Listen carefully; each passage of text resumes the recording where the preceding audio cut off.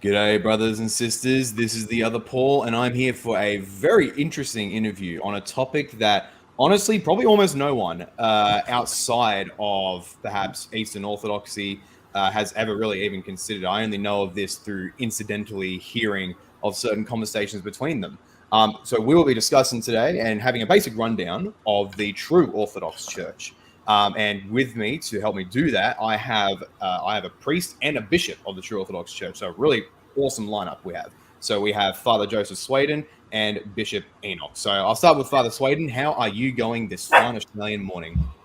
Well, it's actually late. It's getting later in the evening. We're almost at sunset here on Eastern Standard, but things are moving along, and we're just glad to be here. Excellent, excellent. Oh, Bishop Enoch, I think he just dropped out right now. It says his device is not connected. Okay, yeah, he'll fit. There he is. All right, he's back. He's back. And Bishop Enoch, how are you going today? I'm doing fine. How are you?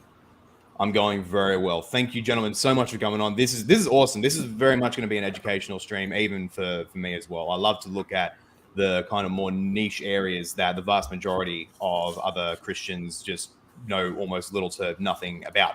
And so even I know very little about this, despite doing at least some like cursory reading and research. So as a reminder, we're doing a rundown of True Orthodoxy, what it's about, and how it's distinct from the mainstream Eastern Orthodox Church, as you may know it. So I believe we'll just start with a basic rundown, basic history of just what is the True Orthodox Church. I guess I probably should have organized it from the beginning, but who here would like to give that basic rundown, or maybe will there be? I'll defer to Father Joseph. Well, yeah, I mean, I can start, and if you want, Vladika, if you want to add details, etc. The history of the Orthodox Church, I'm sure you've heard this before when you've spoken to any Orthodox, person, extends back to the founding of the church in AD 33, so on and so forth. The real fork in the in what we would call between True Orthodoxy and World Orthodoxy begins in 1920.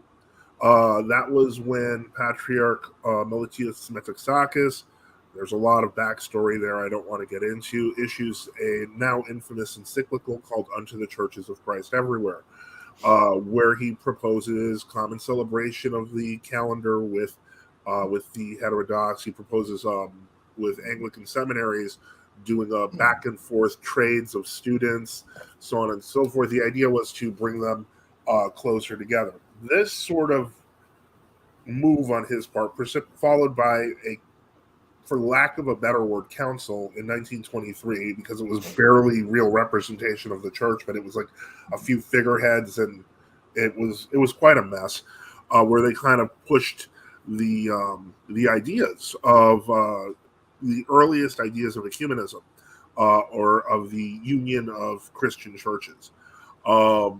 Needless to say, it wasn't applied. It wasn't applied consistently or carefully, and so in 1924, just a year after saying that such a move would make the Church of Greece schismatic, Archbishop Chrysostom Papadopoulos adopts the new calendar, which causes chaos. It literally causes thousands, millions of people to just flee churches and start taking communion from Athonite monastics. Now, keep in mind, this is happening on the heels, because remember, the Russian Revolution was in 1917, of the Soviet takeover of Russia. And so the church is being persecuted, and around this time, Patriarch St. Tikhon issues the famous Ukaz 362, which allows bishops to operate independently. So there's, right now, the two biggest centers of Orthodoxy in the world, they're in complete chaos. And in this chaos, what you find is the people are trying to maintain tradition. They're trying to resist against violent atheism, against, the kind of Freemasonic thinking of the Church of Greece, which was really being influenced by the secular government, which was itself in basically ruins. And so what ends up happening is a rift begins between the Greek and Slavic churches, actually between Greece and the Slavic churches, and even Alexandria was arguing in support of the Greeks who were on the old calendar. And so basically by 1930, in 1927, that's when Metropolitan Sergius of in Russia, I forget what diocese he was in at the time, issues a declaration declaring loyalty to the Soviet state. This immediately causes the creation of the Catacomb Church in Russia, led by Metropolitan St. Joseph of Petrograd, who's my namesake, and his picture is right there in the profile. Meanwhile, in Greece, by 1924, there was the miracle of the sky in Athens. But by 1935, 3 of the bishops of the State Church of Greece realized that they can't do this anymore, and they return to the old calendar, and they say, we kind of repent of that, because in the process these people had been supported by like monks of Athos. They would be coming down to give these people communion, to keep some semblance of a liturgical life. So the new calendar church, the state church, declared their baptisms and declared their marriages invalid.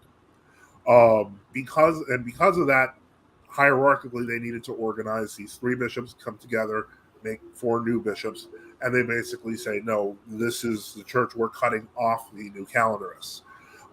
So similar things were happening in Russia, in Greece. In Romania, the imposition of the new calendar again caused more violent persecutions. They were literally hiding in forests to kind of build monasteries to hide from the state authorities. Well, the king of Romania at the time, I think he was a Freemason. Okay. I'd have to look that up. His wife was involved in the Patriarch of Romania at the time had been elevated in the mid-20s by the Ecumenical Patriarchate, but he had originally been a Uniate bishop who, I guess, agreed with the Ecumenical Patriarchate that he would institute the Papist calendar. And if he did that, which would have the idea was that it would bring Romania more into the quote-unquote European community, that Romania would be elevated to a patriarchate. This was done. They even adopted the Papist Paschalion, thus contradicting Nicaea explicitly. And I think it was a lot more violent in Romania than even in Greece. They were throwing people down wells, and they were torturing people to death in prison camps who didn't want to go along with modernism. So it was pretty violent all around. There were anyway. I'll follow Joseph. Continue. Oh no, please continue, Lydia. No. You're almost finished, and I can add. Okay, yeah. All right. So we've dealt with Russia, Greece, Romania. Jerusalem, strangely, actually stayed kind of neutral and didn't want to get involved. So True Orthodox priests, even until the death of Patriarch Theodorus in 2000, were still serving in Jerusalem. So because they kind of were like halfway, not sure which way to go with it. ROCOR, many of us have heard of that. Basically, they formed on the basis of UCOS 362 outside Russia, whereas catacomb churches formed on the basis of UCOS 362 inside Russia. And so that leads to we get into the 90s, etc. We're talking about the creation of the Free Russian Orthodox Church, catacomb churches coming out of basically out of persecution, out of the closets, and with the fall of communism. So all of the churches that we talked about here in Greece and Romania and Russia and Bulgaria and Serbia, all of them are just Orthodox. We say true Orthodox not because we want to make ourselves different, but because of what people claiming to be Orthodox may have become. That is not what Orthodoxy is supposed to be. Mm-hmm. Okay, very fascinating. So that calendar issue seems to be easily among the key instigators, which for Western eyes, well, particularly lower church type of Western eyes, which I used to be once upon a time, although now as a high church Anglican, I take much more seriously a consistent liturgical calendar and what have you. But even then, I can easily see, because that was the case for me, and I've heard other people mention, why all this fuss over the calendar? What is the importance in the Orthodox and or True Orthodox framework, worldview, that the calendar became such a life or death issue? Well, one issue is the whole rationale for changing to the new calendar was simply ecumenism. That was the total rationale. It's explained in, as Father Joseph mentioned, Patriarch Meletius' 1920 encyclical. The idea was that by adopting the calendar used by Roman Catholics, What would happen, or in by Protestants, there would be a greater drawing together into sort of an ecumenical super church. I think that was what they had. Patriarch Meletius was a well-known Freemason. Even the patriarch, not the one immediately before him, but the one prior to him, to that one, Joachim IV, was a well-known Freemason. He had attempted to introduce the new calendar in 1904, but the Christian emperor in Russia, the Tsar, and the Orthodox bishops there reacted extremely negatively against it, to say the least. And Joachim IV had to back down completely. So the rationale has never been, this is an accurate astronomical calculation. That's never been the. Oh, okay. I gotta block out again. Do you want to continue that, or you just want to wait for him? Yeah, I can basically continue like what he was saying there. It wasn't. Yeah, there he is. Okay, great. I'm sorry, my computer is on the fritz. All good. So the idea was. The idea behind the change of the calendar was simply due to modernism and ecumenism. There was no great call for it. It was a project of a combination of British foreign policy combined with Greek Masons, and it wasn't like this was British foreign policy on the basis of like evangelical Protestantism or Anglicanism. It not in any traditional sense. It was Masonic, Cecil Rhodes and their successors and such. So. That's one of the big hurdles. If you're introducing a change into the church for the sole purpose of promoting ecumenism, which Orthodoxy regards as heretical, we're not going to accept that change, no matter what abstract arguments you make for such a change.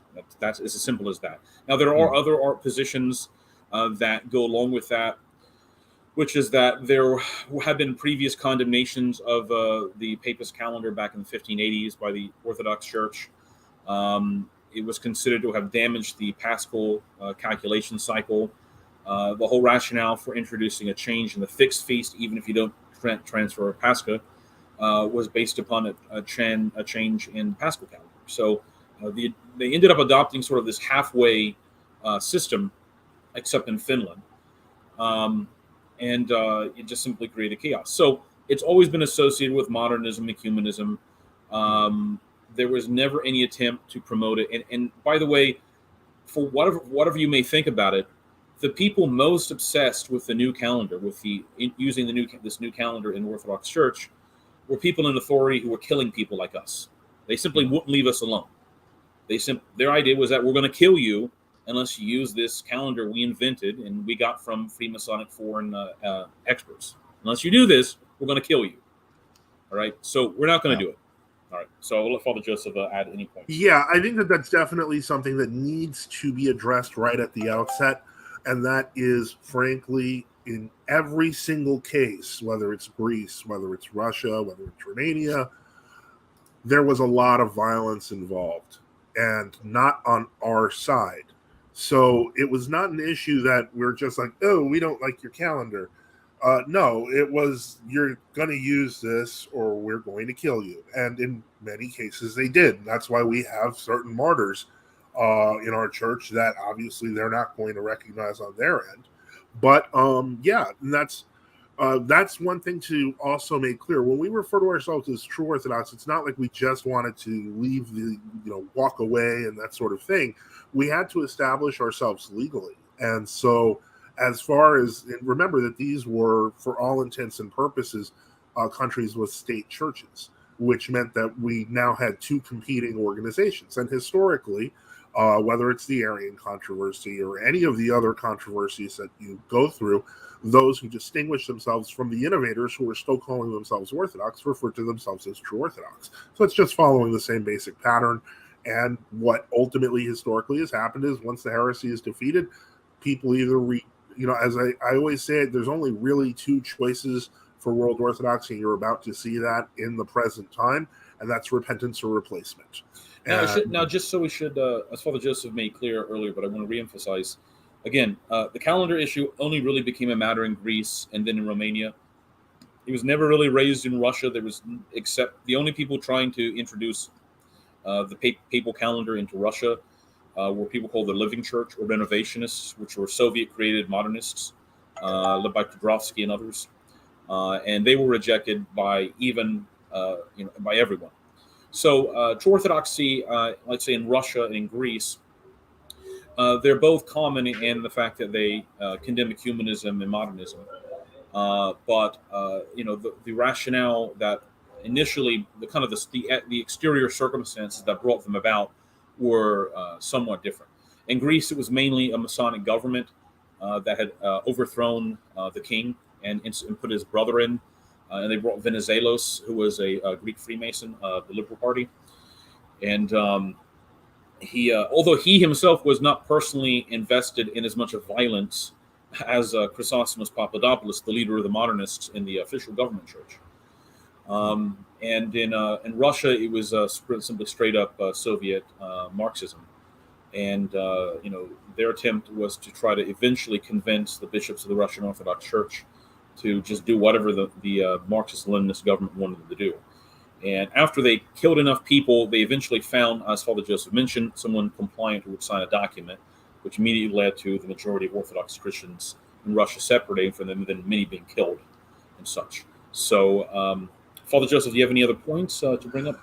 Yeah, and I think that's ultimately this, whether people realize it or not, especially in more native Orthodox countries, the influence of True Orthodoxy is far more outsized than we realize in terms of preservation of historical temples and relics, so on and so forth.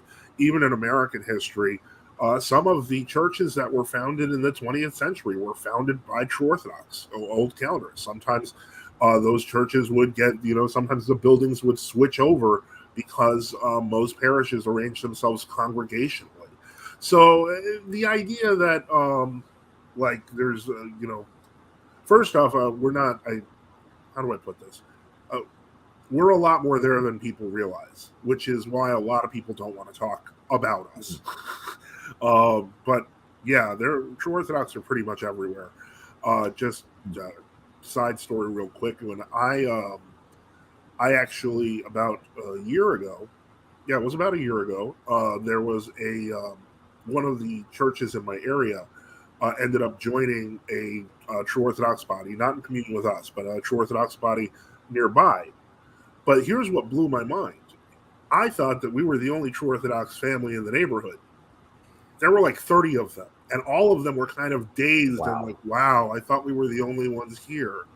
So wow. The point is that's the effect of this filter that World Orthodoxy tries to put on, is that True Orthodox don't even know that they're in the same town or in the next town over. But that's changing, and that's changing very quickly. That's mainly a product of living in the United States or Canada. In Greece, you're talking about 15 to 20% of the population. And it's gotten to the point where they have to revise the number. It used to be like the CIA fact book or Wikipedia, the kind of these official sort of statistics. They used to claim like 98 or 99% of the population of Greece was quote unquote Orthodox Christian. Well, now they're claiming it's something like 83%. And it's actually, and that has to do because they can't simply claim that, they, on the one hand, if they claim 99% of Greece is Orthodox, they're going to have to claim that we're Orthodox, but they don't want to say we're Orthodox. And that gets in Greece into all kinds of legal troubles. It's also in the Constitution. And also in Greece, they've had over 1 million or more Muslims brought into the country by the government. So that's also heavily diluted the country. In Romania, it's a similar. I think the Romanian population is 19.1 million or so.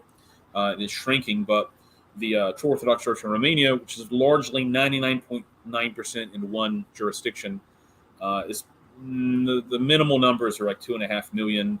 Wow. The people I talk to say that the government undercounts them is really 4 to 5 million, and their birth rates are higher. They have like 8 or 9 kids, so they're going to be doubling in the next 20 years.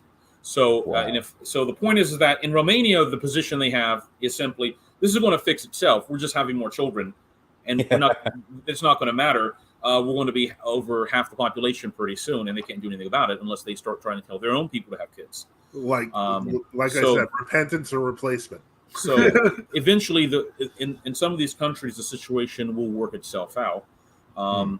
but we'll see what happens in Greece and in Russia. Russia's a considerably more complicated situation, because in the case of Russia, when remember, by the time you get to the 50s and 60s in Russia, the amount of catacomb bishops, true Orthodox bishops left, there were some left, but most have been found out or executed. There was a famous Saint Peter Ladigan who died in 1955. I think the Soviets knew about him, and they sort of put him under house arrest, and he died, I think, in his 90s or such. But there was confusion that transpired because people weren't sure where true Orthodox or catacomb bishops were located. So Rokor in the 70s began, and really around 1981, they sent a bishop into Russia, Bishop Barnabas of Cairns, and they told him to meet with a hieromonk named Lazar. What's Lazar's last name, Father Joseph? Lazar Zhurbenko. Zhurbenko. Okay, Father Lazar Zhurbenko. Father Lazar Zhurbenko is an interesting figure. He had originally been he had been ordained a deacon and a priest in the Moscow Patriarchate. Then he was told to join Rokor by Rokor because he favored kind of the catacomb communities.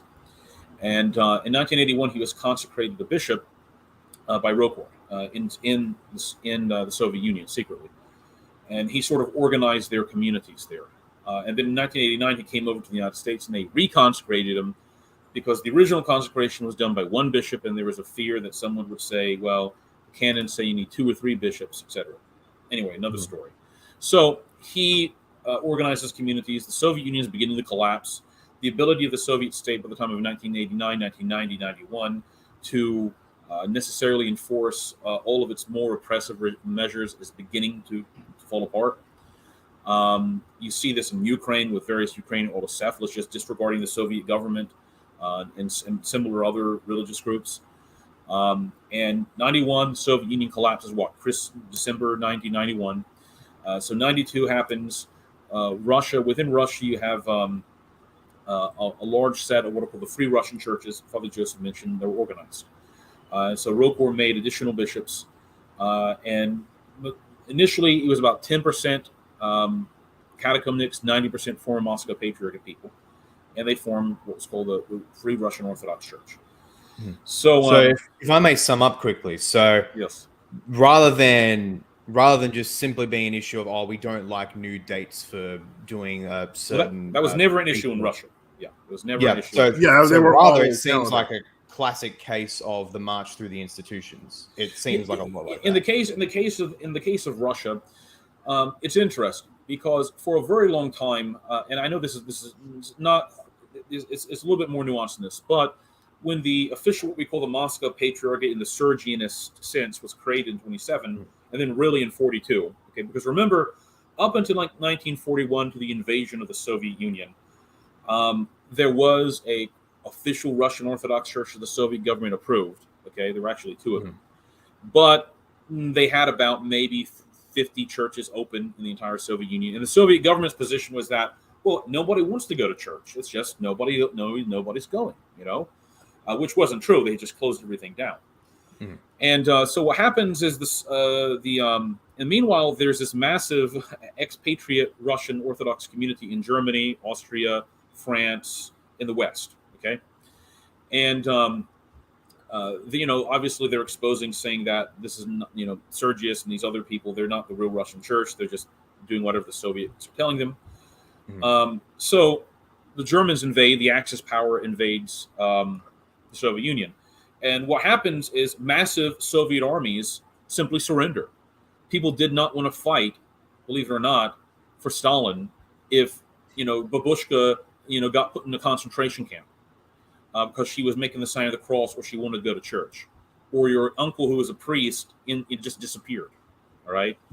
So by 42, Stalin came to the conclusion that he had to sort of appeal to kind of the suppressed, nascent attitudes of Russians that he had done his best to suppress, and he allowed the official recreation of what they called the Moscow Patriarchate at that point, and they allowed some people out of prison. Anyway, so what happens is that at that point, technically, the Moscow Patriarchate wasn't involved in ecumenism, you could say, in the 30s or 40s. I mean, maybe there were some cases, what have you. But it was really more of a case of a church body controlled by the Marxist government. Okay, Yeah. So after the war ends, you have the post-war period. This is actually important. Ecumenism in the World Council of Churches, the European Council, those kind of bodies, sorts of bodies, they are largely controlled by Western liberal. They're allied with Western liberal governments. At least they were perceived by the Soviet government as that's being the case. So, interestingly, in 1948, the Moscow Patriarchate holds a council in which it condemns ecumenism. Now, sort of moderate terms, but it condemns it. Now, the question is, why would the Soviet government do this? Why would they bring up like Archbishop Seraphim Sobolev or all these other people out of prison to say, you don't like ecumenism? Here, go to this council and write what you want against it. Well, because at that time they felt ecumenism again was part of Western foreign policy. Now that changes around 1960, because at that point things like liberation theology and what have you, which was in fact created or at least partially engineered by the current Patriarch of Moscow when he was a younger man. By the way, it's not well known. The Soviet government came to the conclusion that ecumenism was in fact useful for its foreign policy. Because the best way to spread communism. Yes, one of the reasons, obviously, the Soviet Union is basically it barely won World War II. It was smashed. It was destroyed. It was in horrible condition and shape. They couldn't afford to spend massive amounts of the amount of money of the United States, which was relatively secure on its foreign policy. So the Soviet and communist policy was we have to find all these other angles. So World Council of Churches is an angle. All right, the so-called International Peace Conference, all right, disarmament organizations, what have you. It wasn't because they were doing it from the kindness of their hearts, as they now considered this to be a useful tool. Mm-hmm. So, that sort of at that point, the Soviet government's policy became appoint people to positions in the Moscow Patriarchate who are ecumenists. Nicodemus of Leningrad, the famous one, who died taking communion from the Pope. I mean, absurd things. You have the decision in 1969 by the Moscow Patriarchate to say that Roman Catholics could take communion in quote-unquote extreme circumstances, which they kind of theoretically retracted in 1984, but it shows you the caliber of people that were being appointed. The Soviet government appointed people who were they would refuse to remove bishops that lived notoriously immoral lifestyles, homosexual lifestyles, whatever, because the concept was they want to make they can use the church on the one hand, the so-called church. The other hand, they can humiliate orthodoxy, what people perceive as orthodoxy in the eyes of the common peasant. All right, because if you have your bishops and they're just these terrible people and they're heretics, and you can't do anything about it, what's going to happen? Some people may just simply give up. Maybe some do become true Orthodox, but so that was the sort of the Soviet strategy. So their strategy, because you'll mostly hear, and I mostly hear of how the Soviets would employ their cultural tactics in various institutions in the West, including Western churches. But from what it sounds like here, from what you're seeming to say, that really the key to the West for the Soviet government, or at least the biggest key to the West, was through playing with the mainstream Orthodox Church. Is that accurate? Yeah, I think so. And remember, back in the Rhodes Conference in the 60s, that was held between the Moscow Patriarch and the Ecumenical Patriarchate. And remember, by this time, most Orthodox Christians were under the Iron Curtain. All right. Basically, the Eastern Europe, except for Greece, which was not under the control, in Syria, the vast majority of Orthodox Christians were under the control of, post World War II, Soviet style governments. And one point about this is if you ever read about Father Boris Talentov, who was himself not a true Orthodox Christian, he's a member of the Moscow Patriarchate, but he ended up dying in a Soviet mental. The Soviets sort of said, if you're against the official government or the official church, you got a mental problem. So they put you in an insane asylum, all right? And he ended up dying under quote unquote treatment, which is just really, they strap you to a bed, give you electric shock for an hour, pump you full of insulin with insulin shock, horrible things. And Father Boris just simply died. There was another priest named Father Dmitry Dudko, who was like kind of a big dissident within the Moscow Patriarchate, trying to like turn things around. And he went into the insane asylum and he came out praising Stalin. And like his wife said, this is not the same man. He's the same man, but he's not the same man. And the implication was they had maybe given him a lobotomy or something like that. We're not quite sure. So most people, even if you were a priest or a lay person within the Moscow Patriarchate in the 60s, 70s, don't say anything, because if you say something, you're going to end up like these guys. All right. So like in the Rhodes Conference I was mentioning, Moscow Patriarchate had the policy that they wanted to abolish apologetics. They condemned Christian apologetics openly. All right. They said that is find that, pull that up, Father Joseph. You can show Father Boris Talentov. Yeah, Father Boris Talentov. Give me one moment. Okay. Yeah. Okay. So you're saying that Pope Francis wasn't the first? No. See, the reason is this: you cannot have a Marxist-Leninist atheist state and have a competitor, large Christian church that is engaged in apologetics against atheism. That you simply cannot have that. All right. Yeah. And Father Boris Talentov's point that he made, even if he wasn't with us, was that when Sergius made this compromise, that the church, he says, the Russian church at that time was actually on the verge of fighting the Soviet state, not physically fighting in all cases, but fighting them to a standstill. Because the question might be, why didn't Lenin just immediately arrest every single bishop and priest instead of trying to get them, to torture, to sign? Why didn't he just shoot and kill everybody? All right, he could have just done that. I mean, he did. They did kill a lot of people. Oh, I did find it if you want it. So we bring that up. Father Boris explains. Do you want me to share a screen, or just you'll read it? Sure, you can share a screen. That's fine. Okay, so Father Suaidan, you can share it, and then I can pull it up for you. Okay, one moment. So the point again was the Soviet government wanted to, disregard apologetics. Okay, we can go down. Yeah, it's in part one where he's talking about like what they were doing, and then he gets to in conformity with adaptation to atheism, sermons in church as a rule have become scholastic discourses remote from life on religious themes. Because of their remoteness from time and space, they cannot act in any way on the hearers. In such sermons, there is lacking even any mention of basic vices, errors, and faults in contemporary life, as lying, flattery, the breakup of families, moral corruption, the atheistic upbringing of children, servile fear before the mighty of this world, and injustice. Okay, so in other words, the Soviet government would have said, you can deliver a sermon talking about the perichoresis of the persons of the Trinity, co-inhering, and that's an important doctrine. That's a doctrine of the church, obviously. All right, you can deliver a sermon about these many high dogmatic issues which are fundamental to the church. You can't deliver a sermon about how bad atheism is. You can't deliver a sermon against divorce. You can't deliver a sermon against abortion. You can't because it was illegal by the 60s and the 70s. I mean, in the Soviet Union, you can't talk about these issues.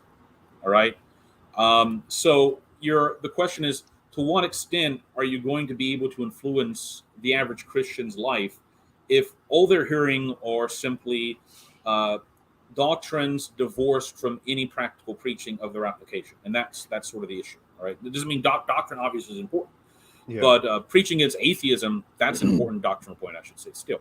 Especially in the Soviet Union. Yes. Okay. Continue, Father. And really quickly, before we move on to that next bit there, This is just my imagination running wild. So if you guys don't want to speculate, that's perfectly fine. But in my own interaction with many, well, at least online-based Eastern Orthodox, I have noticed that there is a far greater density of in their discussions, both between themselves as I've observed them, and with non-Orthodox. That there's much greater density.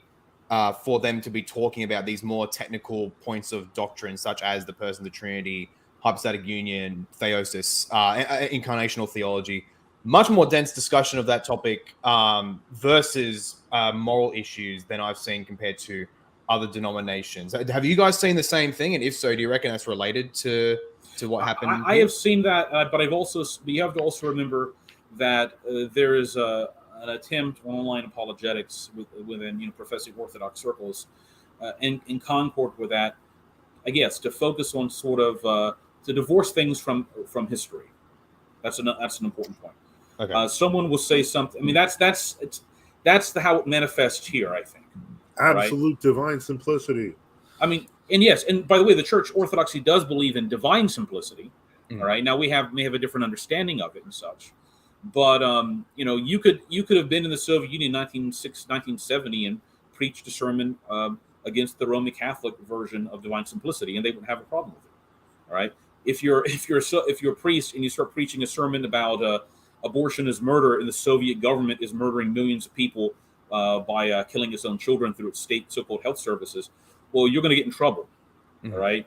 You're going to go to jail, or they're going to put you again in an insane asylum, which is how they dealt with dissidents eventually. All right. So I'll let fall, but I think you may have a point there, right? And my point is not to de-emphasize dogmatics, because you can't you can't have a church just talk. You can't have a moralistic moral deism. We're not going to have that. Yeah, right? 100%. I know that too well. Yeah, you know that. All right. Okay. Good. Continue, Father. Yeah. So basically, as a finishing up, the Moscow Patriarchate has made the rejection of Christian apologetics of the ideological battle with atheism the chief principle of its activity, both within the country and outside. Wow. Such religious moral instruction on the part of the contemporary Russian Orthodox Church, keep in mind, this is a priest of the Moscow Patriarchate, cannot interest the younger generation or act positively upon it. Thus, the religious moral instruction of the Russian Orthodox Church is such that it cannot lead to the propagation of faith among the younger generation. By this alone, the continued existence of the church is undermined. Now, I'm going to stop here for a second because I do want to touch on this because this is something that we've encountered opposition from in our own work in apologetics personally. And it's something I encountered a lot more opposition of 20 years ago, 20 plus years ago when I first became Orthodox, which is there was always a large sector of the Orthodox population, the world Orthodox population, which still exists. There's even some true Orthodox who hold this, and that's a very bad thing. To say apologetics is bad. We're not supposed to do apologetics. We're supposed to be more spiritual. They don't even realize that this comes from the Soviets. This if you look 100 years ago in Greece and Russia, they wrote huge apologetical compendia against different heterodox groups. They were not like, oh, don't worry about it. They were seriously trying to answer. And so the Soviets effectively reversed that. So the thinking, even now, like when we talk about online Orthodox apologists, there's a lack of connection to tradition. In that sense, they're kind of borrowing their thinking a lot of the time. There's some good exceptions. We both know one in Craig Trulia. But there are, for the most part, a lot of them rely on abstract philosophical theses. They don't actually check the fathers, or they'll quote one line of a father and almost like how Aquinas did the Summa, as opposed to really delving into what the fathers taught. And this is also an issue with the seminary system that was set up in the United States in the 50s and 60s in the various Orthodox organizations. One is that they embraced, it was relatively conservative modernism at the time, if that's an oxymoron, but modernism nevertheless. And modernism manifested in many ways. One was the attack on the historical authenticity of the Holy Scriptures. Because how that begins is people begin to attack the authenticity of the Old Testament. All right. So they say, oh, well, Moses didn't write the Pentateuch. It was written by 70 different people. I mean, they can say 4 writers. Yeah, the Yahweh. But this is what was done, to be honest, during the Enlightenment and then in the 19th century in continental Protestantism. There's a reason you go from 1780 Germany, outside of its Roman Catholic areas, is largely scholastic, pietistic, dogmatic Lutheranism, to 1900, and Adolf von Harnack is sort of the head of German Protestantism, who didn't believe in the resurrection. He didn't believe Christ did miracles. That had become very common in the Lutheran.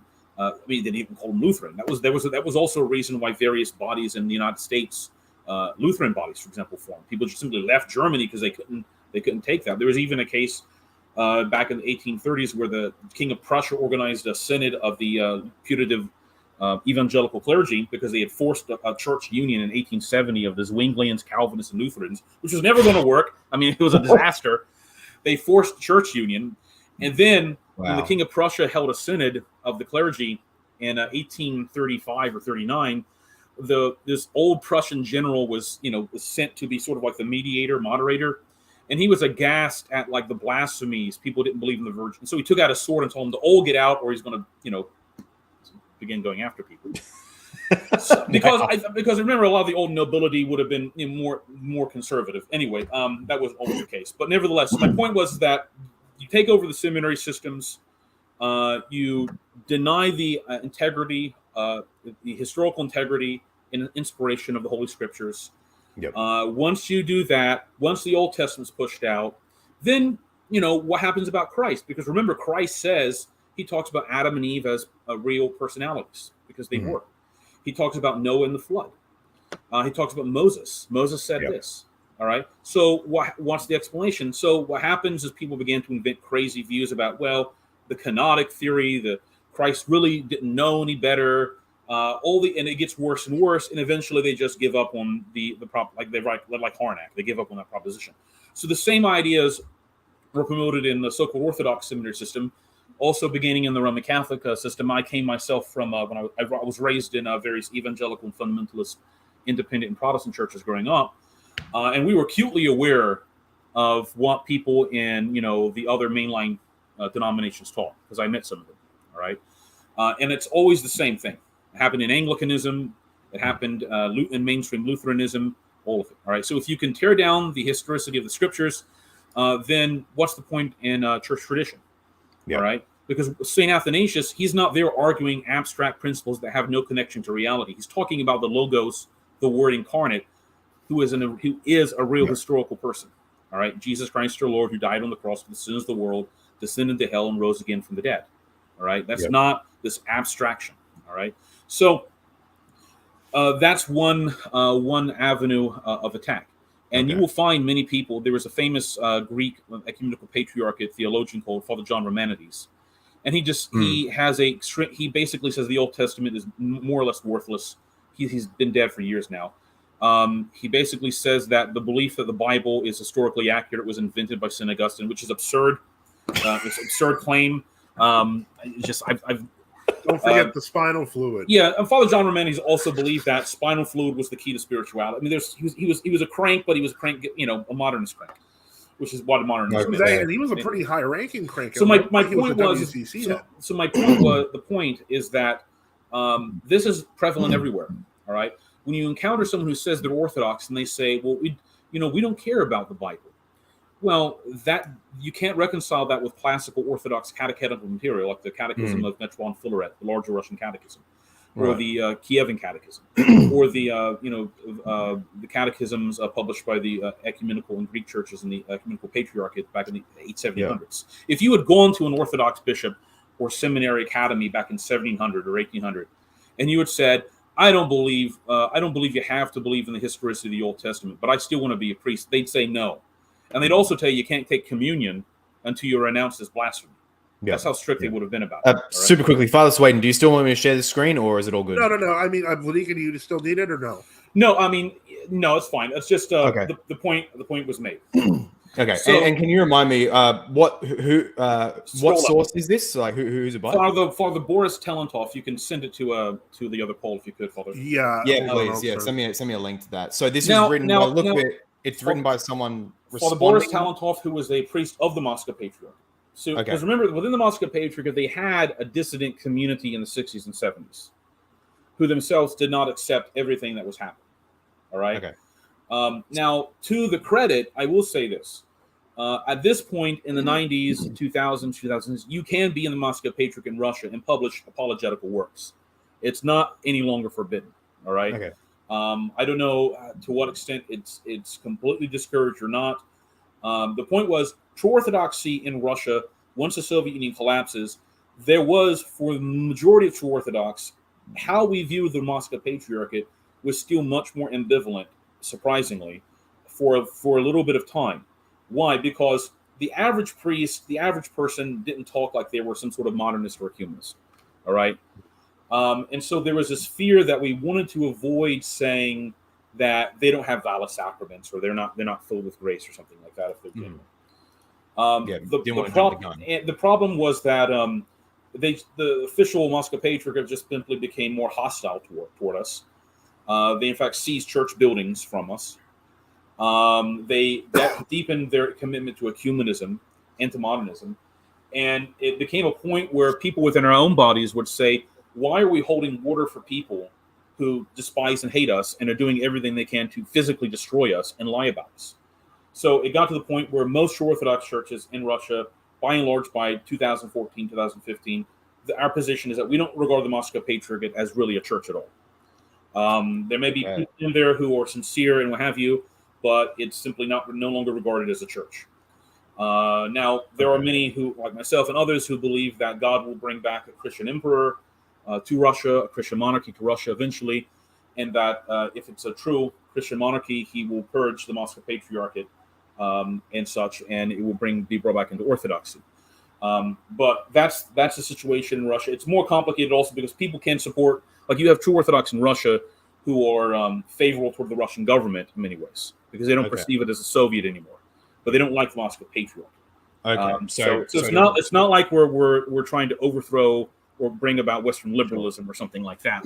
Our view would be that the Russian government doesn't really go hard enough. For example, True Orthodox in Russia criticize the fact that the Russian Duma continuously stalls bills to make abortion illegal. All right, abortion is limited in Russia, so you can't have an abortion after 12 weeks, which is better than nothing. The problem is that every time they try to pass a bill in the Duma, like Kremlin gives it no support, gives pro-life bills at this point less and less support. There's still a largely a Soviet mentality, even if they're not themselves Marxist in their ideology. They don't believe in dialectical materialism. So they think in post-Soviet terms. That's why in Russia, for example, you can have the population, they're against all the gay stuff. I mean, because if you had tried to do that in the Soviet Union in the 60s, they'd put you in prison. All right. Yep. But because the Soviets, especially from 20 to 36 and then from 55 onward, accepted legalized abortion, except more of the hardcore Stalinists, strangely enough, were against abortion, but not necessarily for the reasons we would be against it. Just like Mao was against abortion because he wanted there to be more people, and then Deng Xiaoping takes over. I mean, the problem is that they had utilitarian considerations, and it wasn't built upon a moral consensus. All right? Okay. And so you still have this problem in Russia and such. And maybe it will change when this older generation dies and what have you. We don't really know. In Russia, there is, I can say this, within the Moscow Patriarchate, there is a large segment of anti-humanists and anti-modernists. They exist mainly among what are called the lower clergy, like priests and monks, lay people, and lay people. But several hundred of them, for example, will not mention the name of Patriarch Kirill and other bishops when they do the services. They won't publicly mention. So recap. So they exist. They exist. I'm sorry. Go ahead. If I may really briefly recap so far. So huge info dump. So Moscow Patriarchate more or less capitulates to the Soviet government, particularly through Patriarch Sergius, and gets to the point where there's a straight up moratorium put on Christian apologetics against atheism. They can have the abstract metaphysical discussions on particularities of Christian doctrine, but just don't attack atheism, don't try to proselytize, what have you. And this, obviously, True Orthodox are not fine with that. And things do eventually come to a head post-collapse or towards the end of the Soviet government, when these things start to become more laxed down, because still the Moscow Patriarchate is trying to crack down on True Orthodox. And remember, it's not the Soviet government in 1995 making them say this stuff at this point. Yep. And I think that was the problem. The problem is that people are willing to say, look, if the Soviet government's doing this, the Moscow Patriarchate, their official synod is not legitimate. There's this ambiguous question about what's what. All right, people are willing to allow that question to stand. The Soviet Union collapses. I mean, it's 30 years now.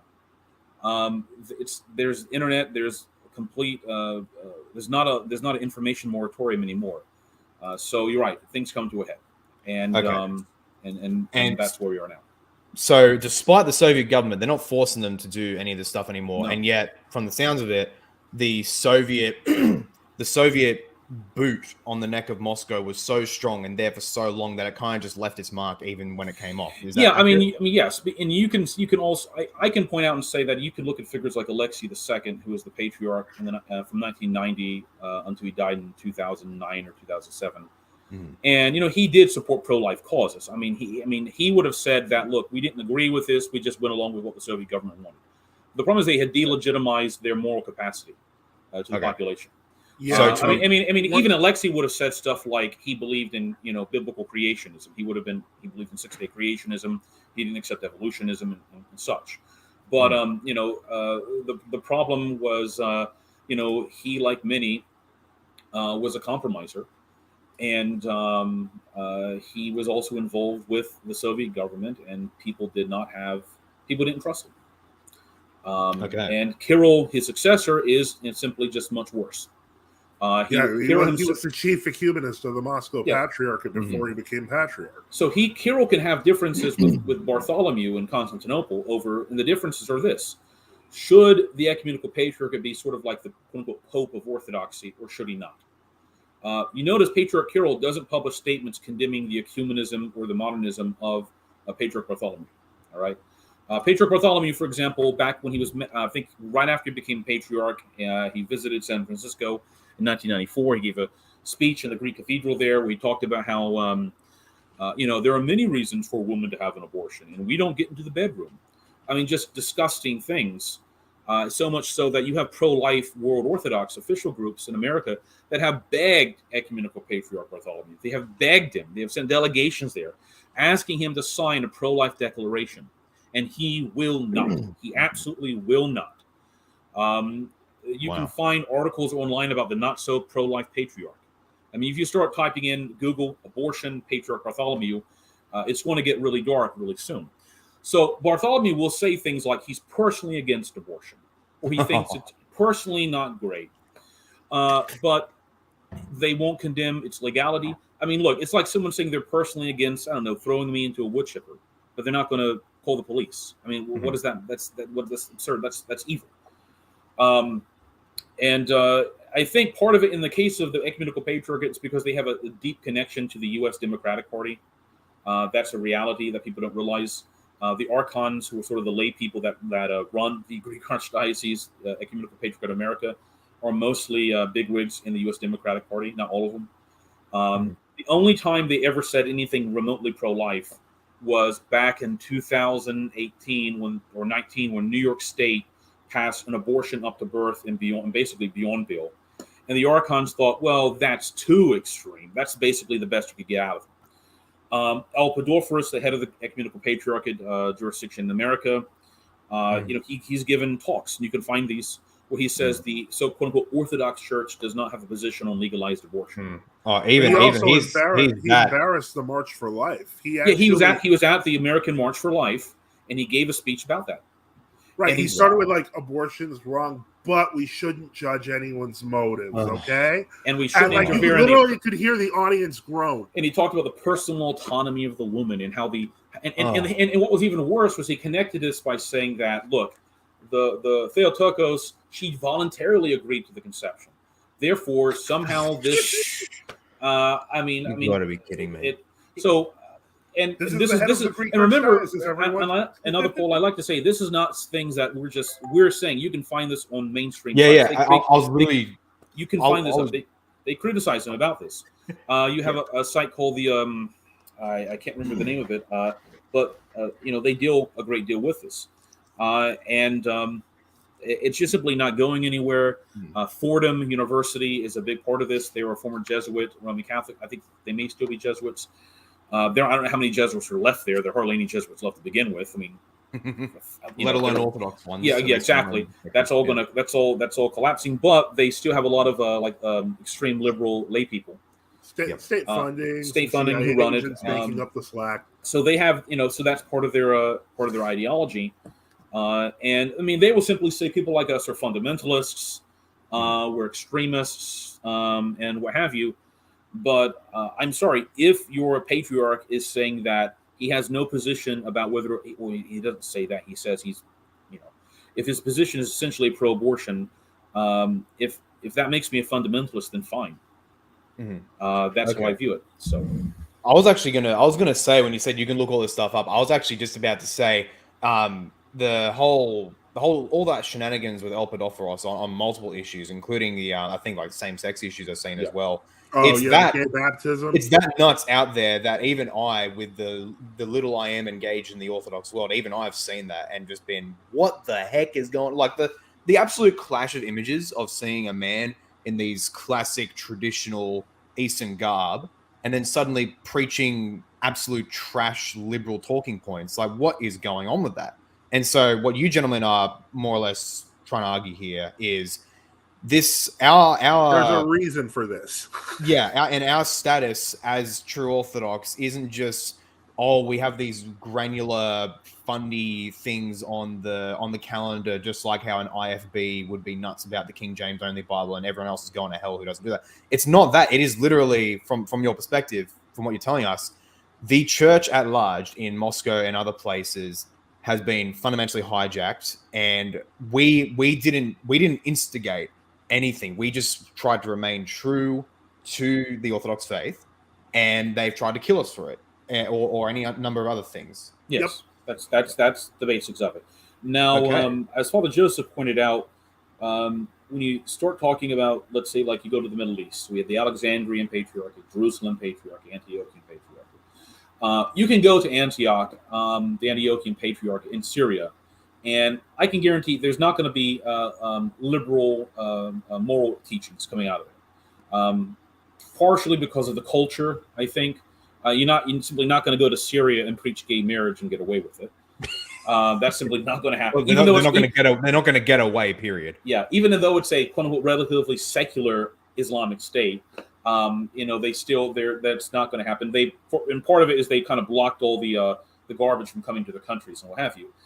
Yeah. But in the case of Antioch, I mean, we still have problems because of their vision of ecumenism. And their vision is they have made a communion agreement with people who don't accept Chalcedon. To us, Chalcedon is a fundamental doctrinal point.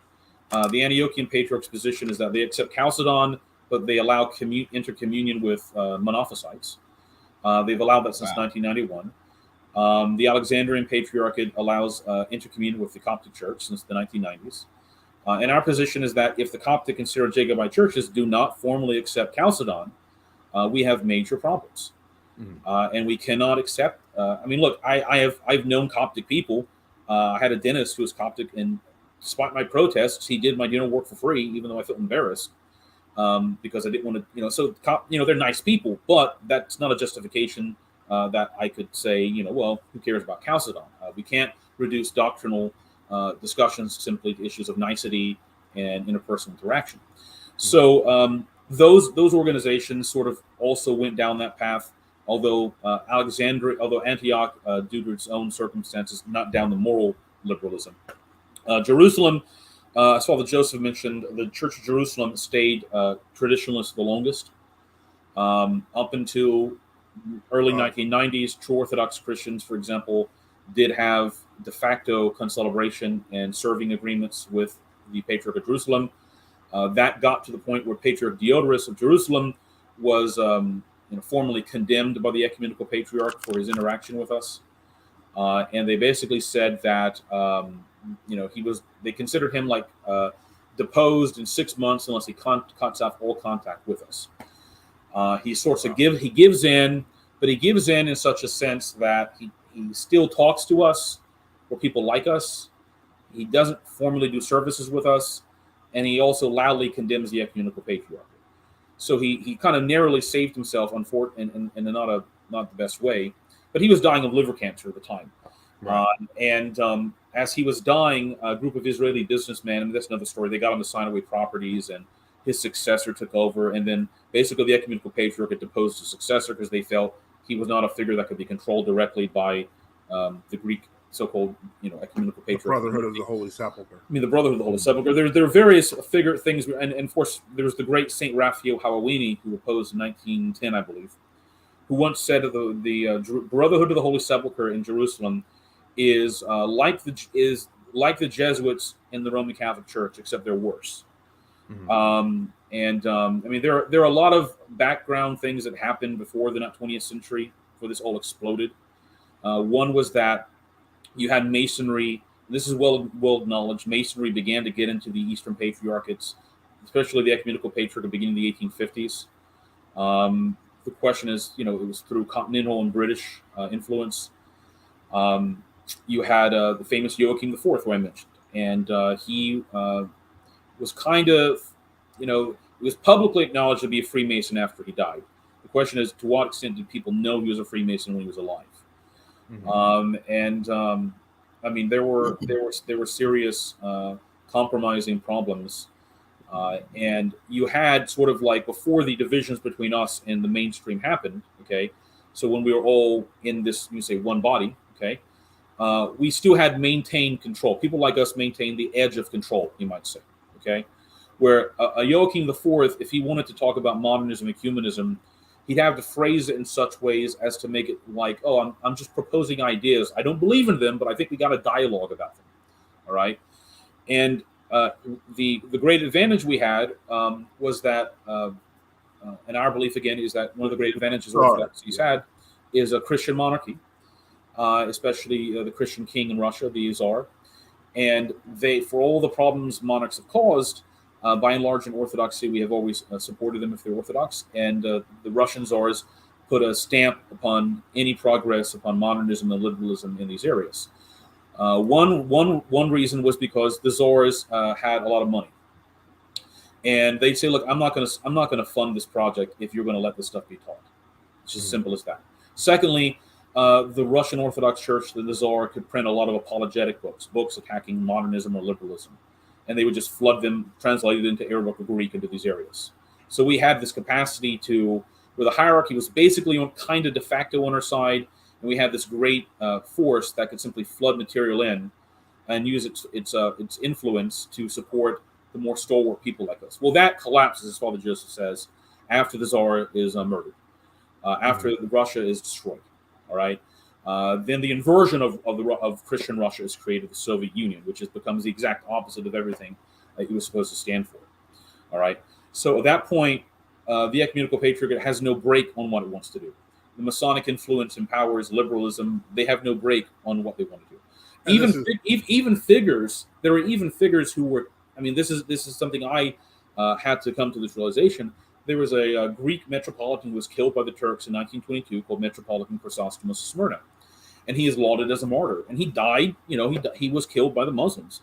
But if you actually look into his writings, he believed things like all religions go to heaven, that Christ is not the only way. He was a prominent Freemason. This got exposed in the late 1990s, early 2000s. There were monks from Mount Athos who examined his personal sermons and letters from archives. And they felt obliged, look, if people are calling this guy a saint, this is not in conformity with biblical patristic teaching. This is heresy. And so they sort of published it. It caused a controversy among Athos and in Greece. But the point was, you had this infiltration there.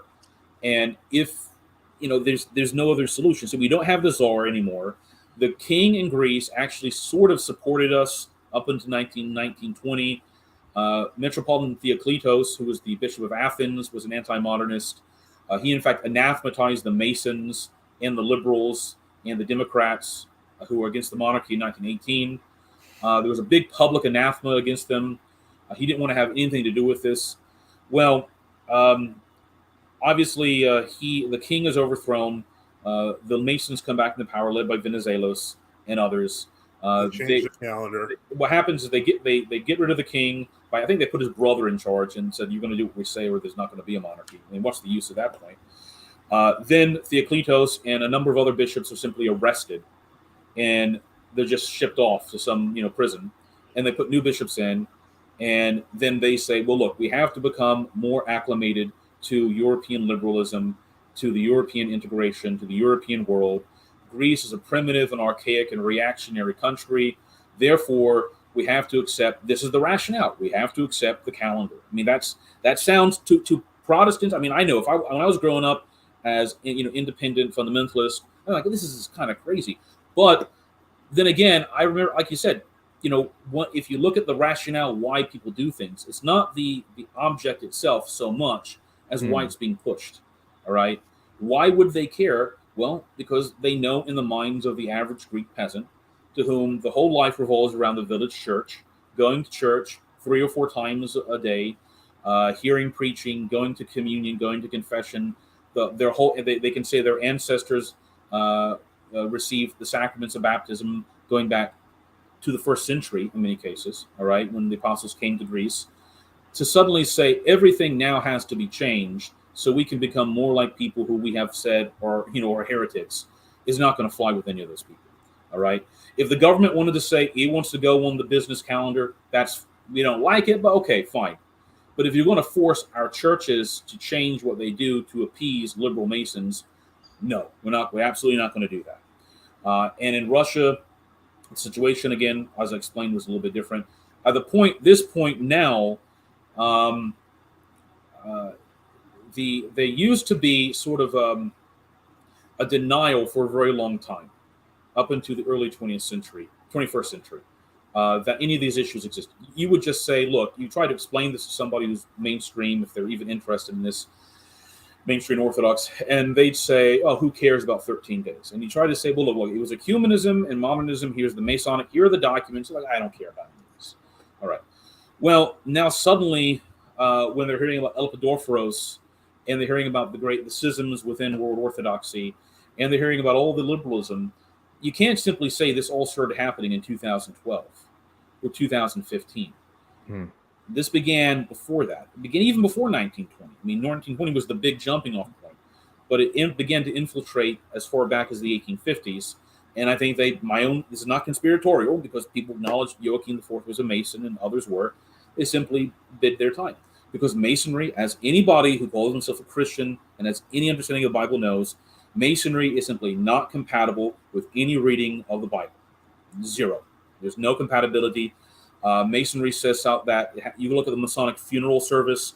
It talked about our brother who ascends to the heavenly heights. No mention of Christ. The guy could have been a Muslim and they'd say the same service. All right, that makes no sense. They knock on a door and say, you can be a Christian and you can go through the service. And you say, well, I'm in darkness, bring me into light. Well, if you're a Christian, if you're claiming to be a Christian, where your light is Jesus Christ, it's not some Masonic rite and ceremony. All right. So if you voluntarily become a Mason and you claim to be an Orthodox bishop in 1870 and you do it secretly, either one, you're an idiot. Okay. Either two, you are basically lying and you're doing this for some ulterior motive. I don't know, money. I mean, that'd be terrible enough. Or three, you believe in this. In either case, it all works to the detriment of the biblical patristic tradition and Orthodoxy. All right? Yeah. So people can pretend for a long time this wasn't the case.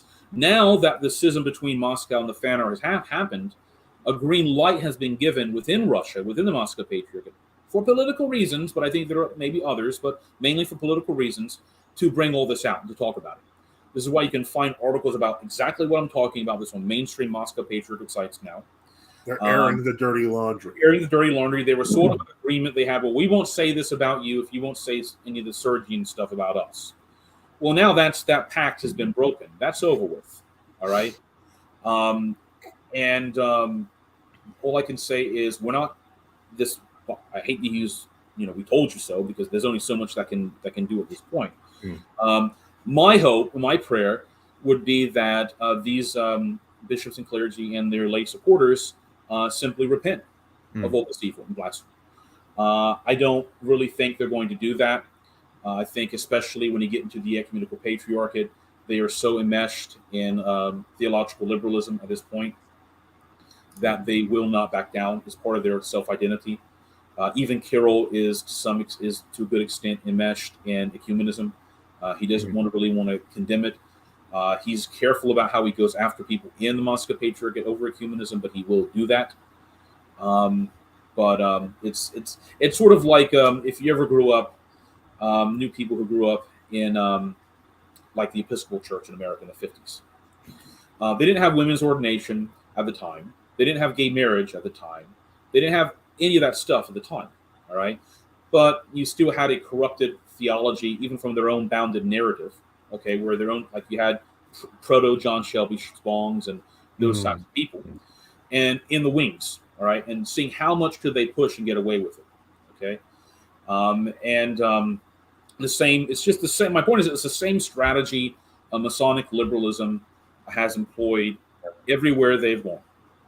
Is to bring in modernism, attack authenticity of the Holy Scriptures, deny miracles. If you don't believe in any of that, then what are the sacraments? They just simply become cultural ceremonies or something like that. And that image of the church is so fundamentally contrary to anything you're reading from the Holy Scriptures or the Church Fathers, as to be beyond belief that anyone be believe. Okay, I'm gonna let Father Joseph take over. I have to go do a few things. Okay. All right, Okay, no are you problem. coming back, Ladika? I might be back in a few minutes. Okay. Okay. All right, no problem. See you soon. So Okay, yeah. really quickly before we continue, I guess I was gonna ask both of you guys this, but since it's just you for now, with that, shall we say, it's as deeply rooted as it is, the as your attestation of the liberal incursion into the main Orthodox hierarchies, even though there is some degree of popular resistance, and even after the collapse of the Soviet regime, you still have these major hierarchs pushing this great liberal Marxist type of paradigm. Do you believe that it has properly metastasized to such a degree where it is still self-perpetuating and will keep on going even without the Soviet route, and thus it needs to be fought really hard? Or do you think that post-collapse of the Soviet Union and maybe some other factors, that it's still here, it's still quite powerful, but it's on the decaying rate? What do you think is the case? I would say it like this. Like, if we're just let's use Russia as an example. As you know, Patriarch Kirill of Moscow, formerly he was the head of the External Church Relations. He was the chief ecumenist for Moscow. What people don't know about him, however, is that he was also he made a number of investments in state enterprises such as tobacco companies.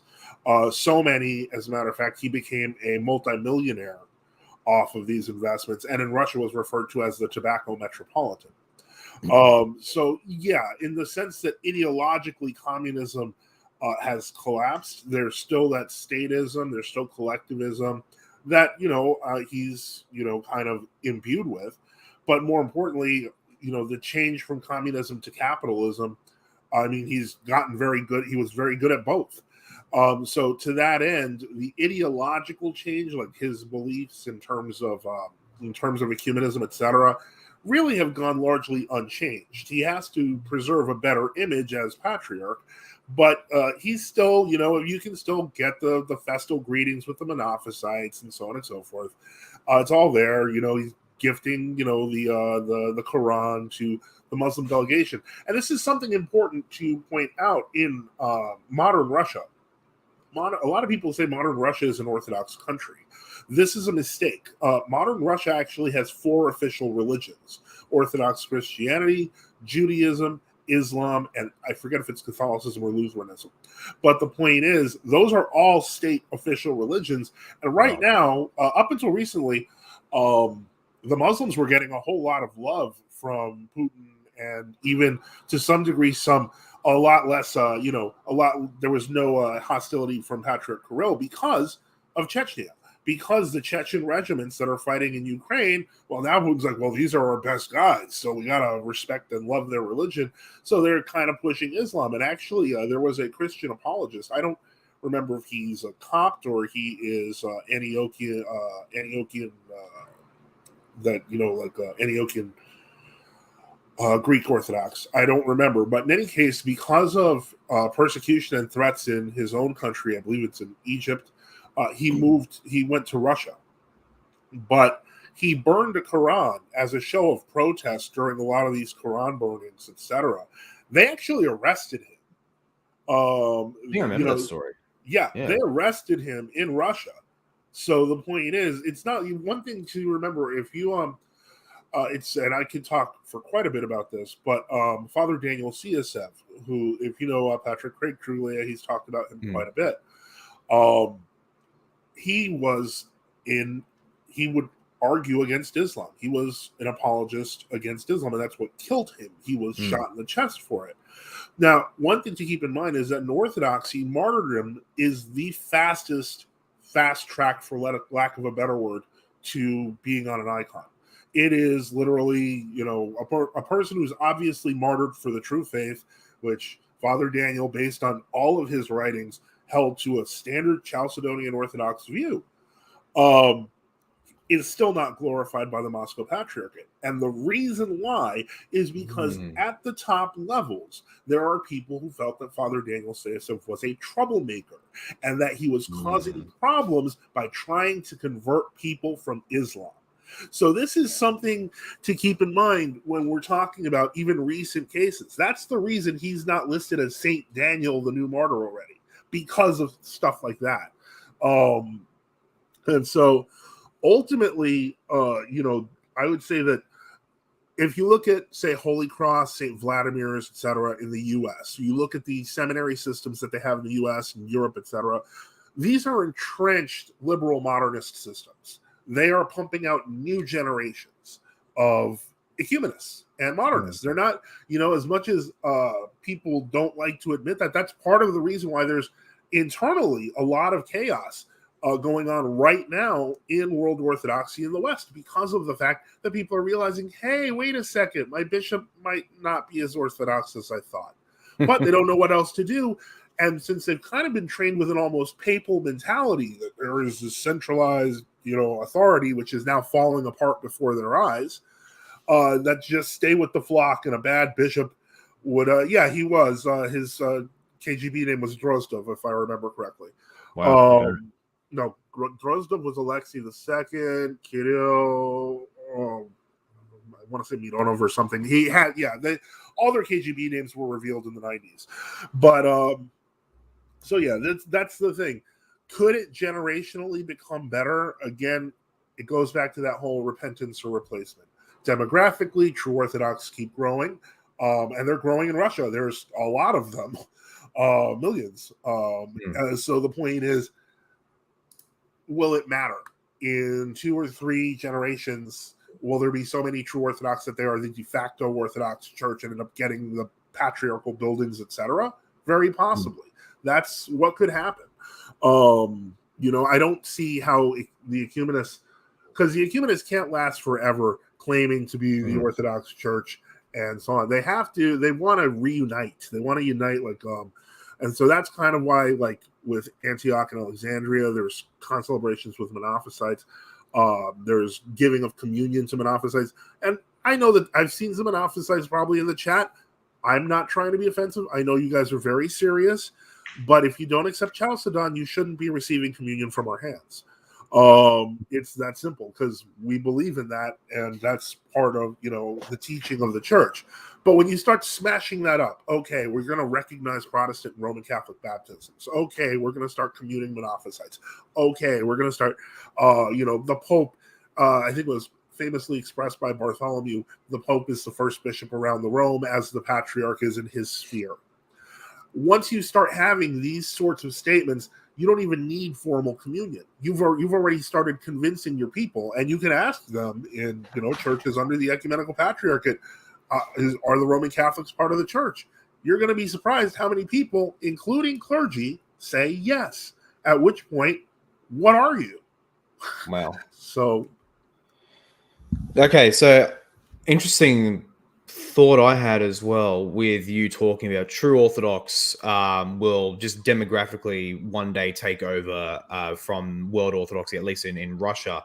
And speaking of how they may just de facto end up taking the buildings and the positions and whatnot, is there much of and if there is stuff and you don't exactly want to speak of it publicly, just in case you reveal, I'm pretty open. People, that's fine. But otherwise, if you are able to mention it, are there any efforts among True Orthodoxy to climb up, among whether they're open or closeted True Orthodox, to kind of climb the mainstream Orthodox ranks in order to take the hierarchy sooner and more directly? Or no, that's okay. Almost impossible. Okay, I've known of True Orthodox who actually became Old Orthodox. Very few, I'm going to be honest with you, but have moved up ranks, priesthood. By the time you're done with your seminary education, you're lucky to believe in God. And I hate to say that sounds painful, but that's actually, I've heard that from former seminarians. And so that's a horrifying situation to be in. But unfortunately, it's I hate to say it, the ecumenists have a filter as well. They know if you're a potential troublemaker, you're not getting very far.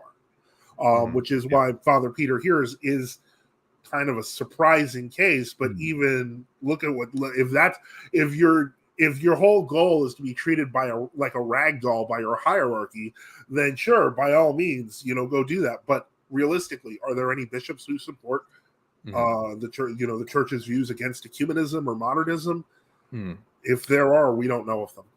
I've heard some very interesting comments by you on Father Peter here that seem like sympathetic to some way. What would you say his stance is with relation to the True Orthodox Church? No idea. We've Sure. never formally spoken. I've actually I was listening to his video yesterday, and I was commenting in the chat where he mentioned that people were rumoring that he was secretly planning to go out to the old calendarists. I wrote in the chat, I just said, oh, well, we'd be glad to have you. Because quite frankly, his book would not be controversial among True Orthodox. And I'm sure more True Orthodox will probably buy it and review it just to see if there's any little errors in it or so on and so forth. But it's causing such a massive firestorm over there. And it shouldn't. But the reason is not just because of what the text says, but because, as I mentioned before, and I don't know if you saw my YouTube comment in response, we've had in America at least 50 years of effectively official policy being to recognize heterodox baptisms as long as they come from these approved groups. That is completely against the concept of baptism in terms of being baptized into Christ. Are these people part of the church or not? And I will say, to his credit, Father Peter actually addressed that yesterday, where he mentioned a priest. They didn't give a name, but he mentioned a priest, said, well, it's because we recognize their sacraments. And he said, that's foreign, that's crazy. I think the problem for Father Peter is he's going to eventually realize that's also common. And yeah. So it's so funny when I first started to hear about these things, because the framing I've always received, and as I've always seen in these online discussions, some flavor of Protestant, Romanist, or Ortho, almost all discussions I see on baptism, the framing is always, as I've always seen, is there was either Cyprian's view, no to heretical baptisms, or Stephen's view, and the rest of the church's view, or a bunch of the church's view at least, that no, heretical baptisms are okay as long as their form is correct. But hearing about this, and this, that it's just taken as a granted that we can accept baptisms from heretical groups as long as they're the proper form.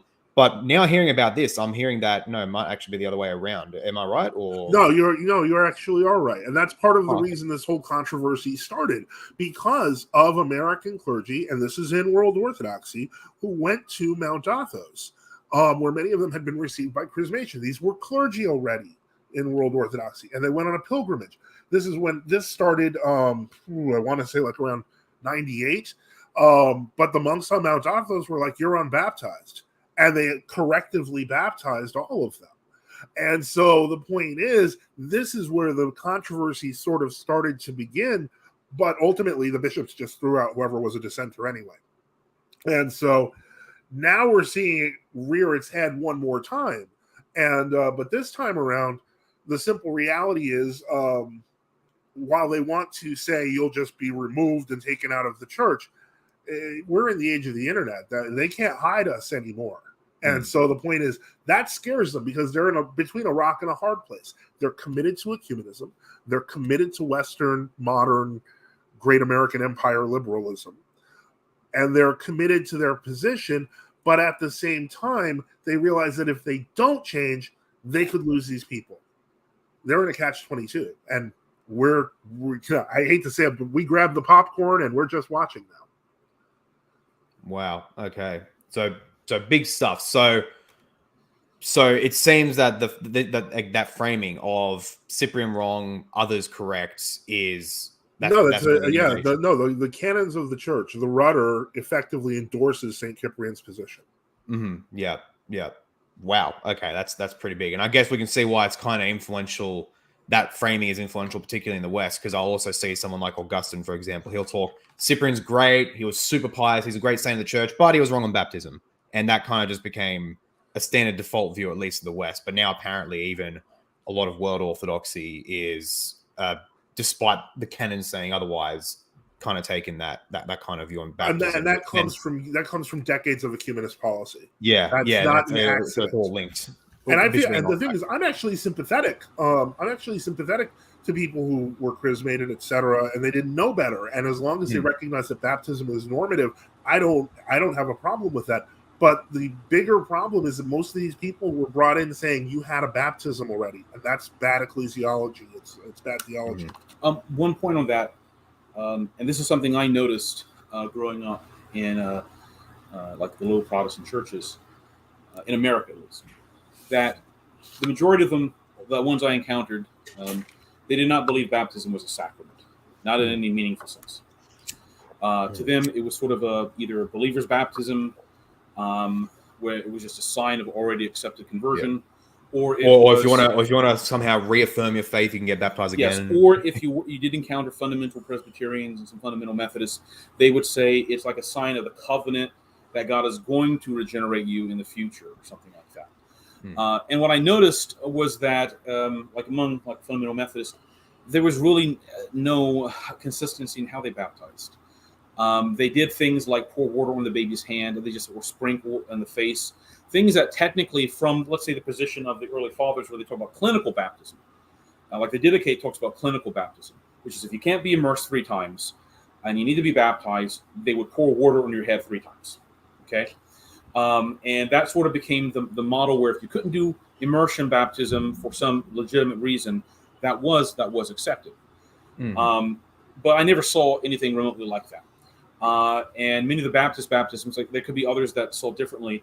They would baptize 7 or 8 people, and they just say the name of the Trinity over one of them, or they just read the Bible passage from Matthew. If you go baptize in the name of the Father, Son, and the Holy Ghost, and they do baptisms, totally connected from any formula. And it got to the point where I, coming into 13, 14, I was like, this is not even in conformity with historic confessional Protestantism. This is a major problem we're having here. So when I started studying Orthodoxy, and people just said as long as you have a valid baptism named the Trinity and you can be chrismated, my initial response was, what is a valid baptism? Define valid baptism. And if you are relying on ecumenical agreements with mainline Protestant denominations in America, especially when they're having LGBTQ week, and they're using Coca-Cola and crackers for communion, which I saw in some of those places. Wow. Why in the world would anyone put even if, let's say, if I was like a confessional Lutheran or something like that, or confessional Presbyterian, I would simply say, look, I have a lot of doubts upon whether these groups even know what they're doing when they do a baptism, or if they're even doing a baptism correctly. Unless I have a lot of overwhelming proof, I simply would not accept it. All right, even from sort of the Augustinian or scholastic definition of baptism, and because look, you can go back even into, let's say, the 1680s. One of our deacons, Father Finbar, was a former Lutheran Church Missouri Synod pastor years ago, and he used to do a lot of research when he was in like German catechisms and like German, because he came from a German family, and some Swedish. I think he was from Wisconsin originally, or he was in that area, and he was pointing out that you have Lutheran documents from the 1690s that talk about in Saxony triple immersion as being normative for Lutheran baptisms. Even at that point, you have material even from classical Anglicanism, where triple immersion was still not entirely unheard of for infants. At least up into, in many places, into the Civil War. There's actually a book about this. So, what you find is that even in that situation, that the difference between how Orthodox baptize and how, let's say, Roman Catholics in some areas, like in England, up until the Reformation, triple immersion was normative. It was completely normative in England, Scotland, Ireland, most large portions of the West, for infant baptism. All right. Protestantism in many of these areas, like in Northern Europe, confessional Lutheranism, just simply took that over because of their own self-identity of how they viewed, their own reform and what have you, this whole magisterial reformation, what have you. So it's really only start getting into the 1700s. In fact, that's why in, let's say, the Ecumenical Patriarchate, they came up with this decision in 1756 that from now on, because we can't tell how people are doing baptisms and there's all these questions, everybody's got to be baptized if they want to join Orthodoxy. We just don't want to do this whole investigation into someone's background. And I can also say within Roman Catholicism, this is in America at least, up in the 1950s, You can look in the old Rituale Romanums, and it said if anybody comes from a non-Roman Catholic background, especially Protestant, with certain exceptions, and they sort of meant some Lutherans, they simply would do conditional baptism on everybody. All right. I mean, even the Roman Catholic Church, up until there was a famous incident up in the 1650s where they sort of forced several 100,000 Bulgarians to become Roman Catholic. And they said, well, you got to all be conditionally baptized because we don't want to do the job. So they could say, theoretically, they have a scholastic, you would be valid, but we're not going to do this investigation. Everybody's getting rebaptized. All the priests got to get reordained, all this. And then there's another decision by the Vatican in 1596, right before they did the Union of Brest-Litovsk, where they decreed that the chrism, the holy oil for chrismation of the Orthodox, was not validly consecrated.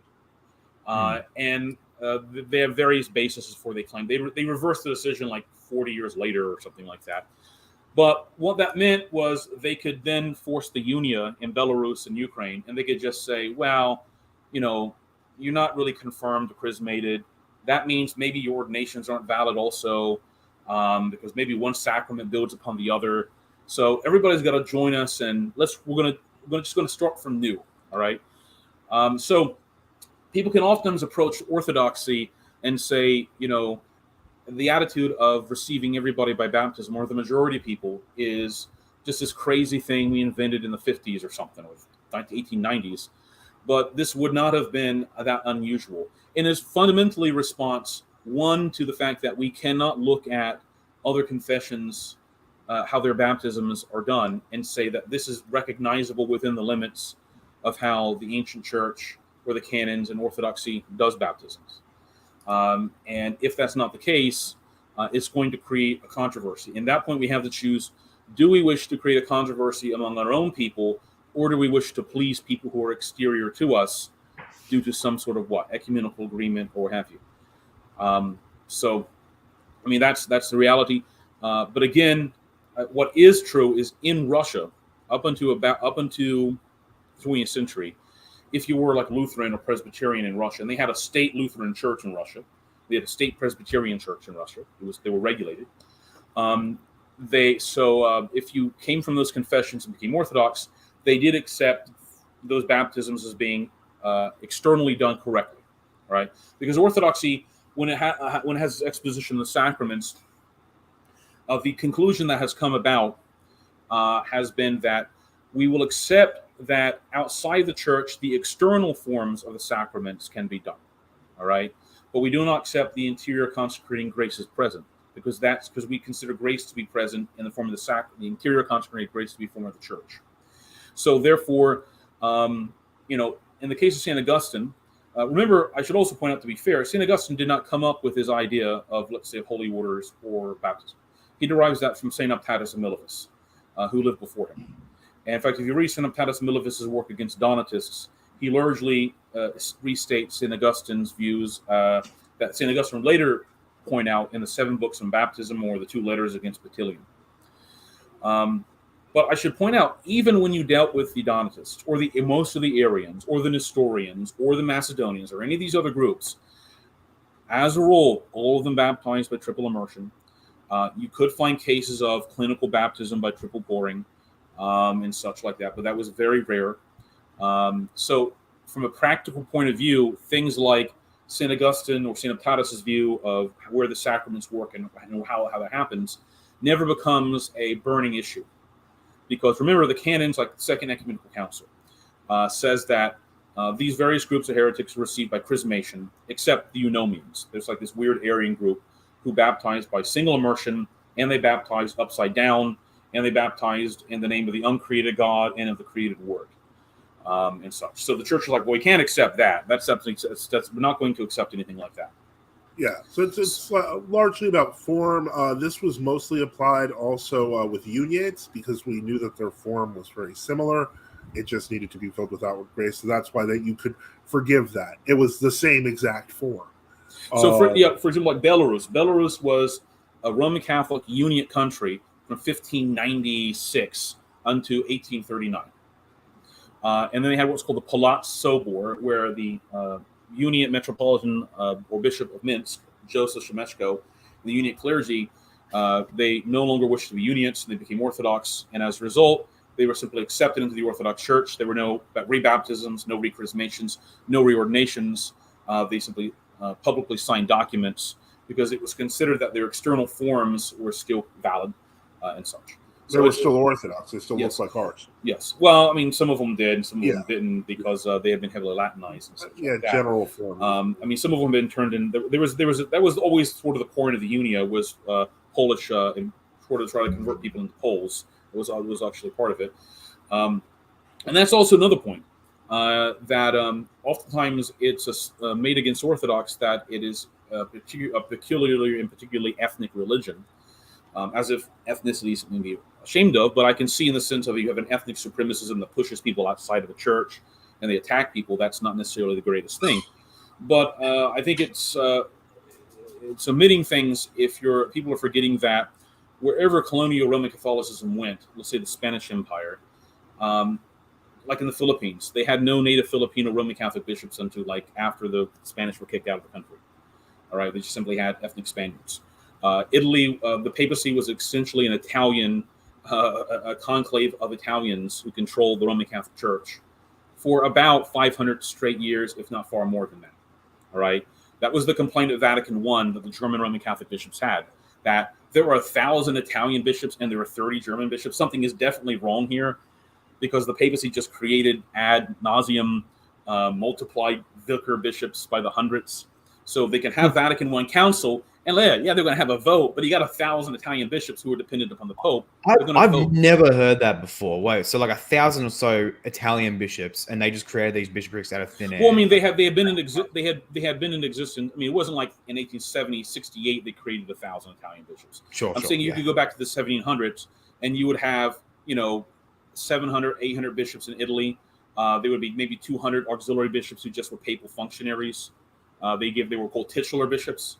All right, They simply existed. They were consecrated bishops, but they were maybe the head of some sort of congregation or a cure or something like that. All right, they didn't have technical diocesan duties, and they didn't even function in the sense of an auxiliary or vicar bishop, as we would think, as helping a ruling bishop. All right.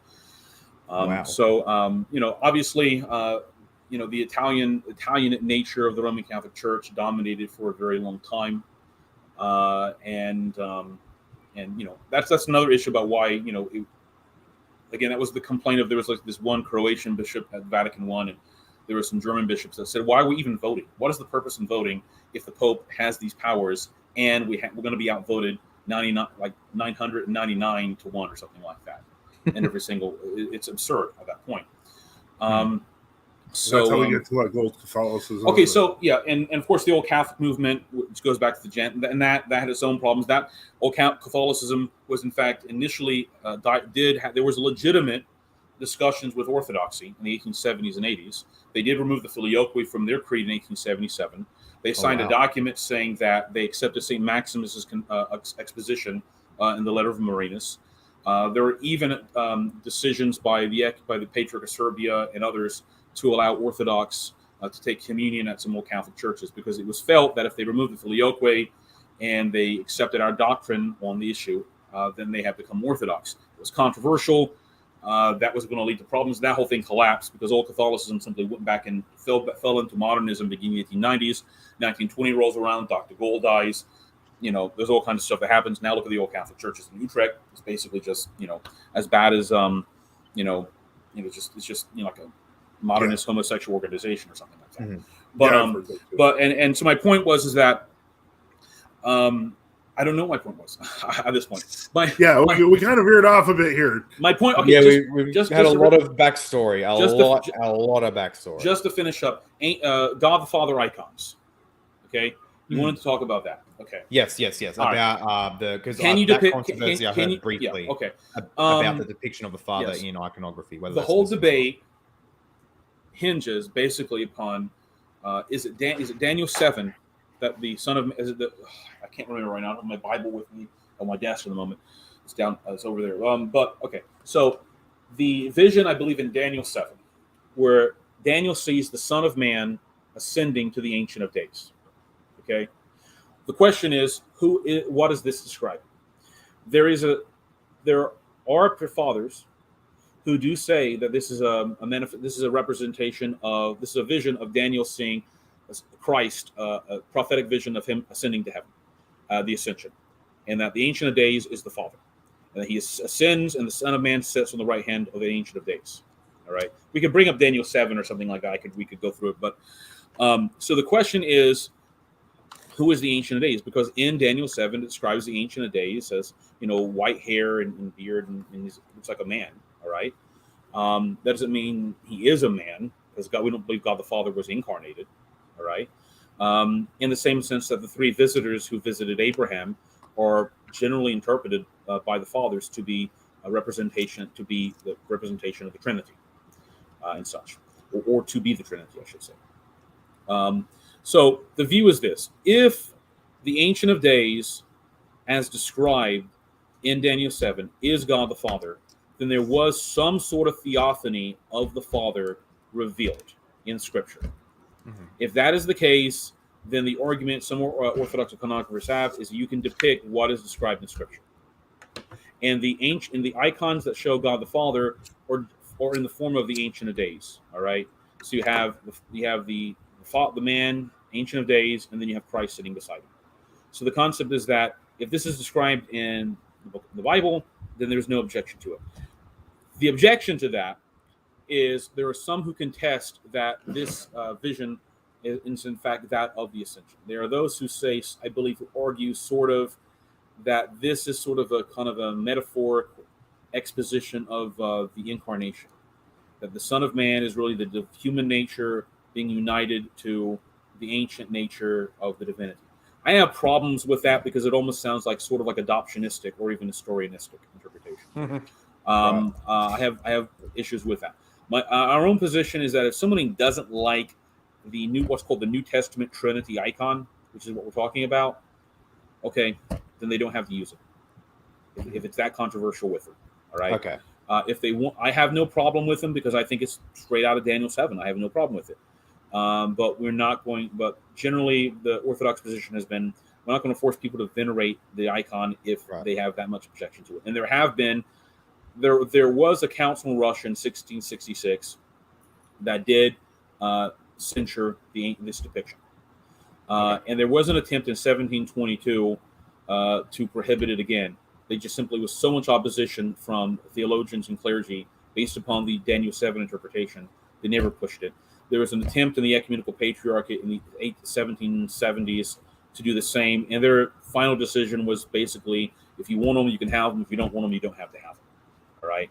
Because the view was that this is there's a lot of other problems in Orthodoxy at the time, that we weren't going to go down. Now, there are people you will meet. Maybe you won't. I've met them. But there were people you can meet who will say, if you do not say dogmatically, you can have the New Testament Trinity icon. And if you don't go to the point of saying somebody has to be excommunicated from the church if they don't accept it, then like it's some sort of heresy. All right. I'm just saying from an historical perspective, I just don't. It's just never been that big of an issue. It never worked that It's never been an issue. I accept them because I believe it's Daniel 7 vision.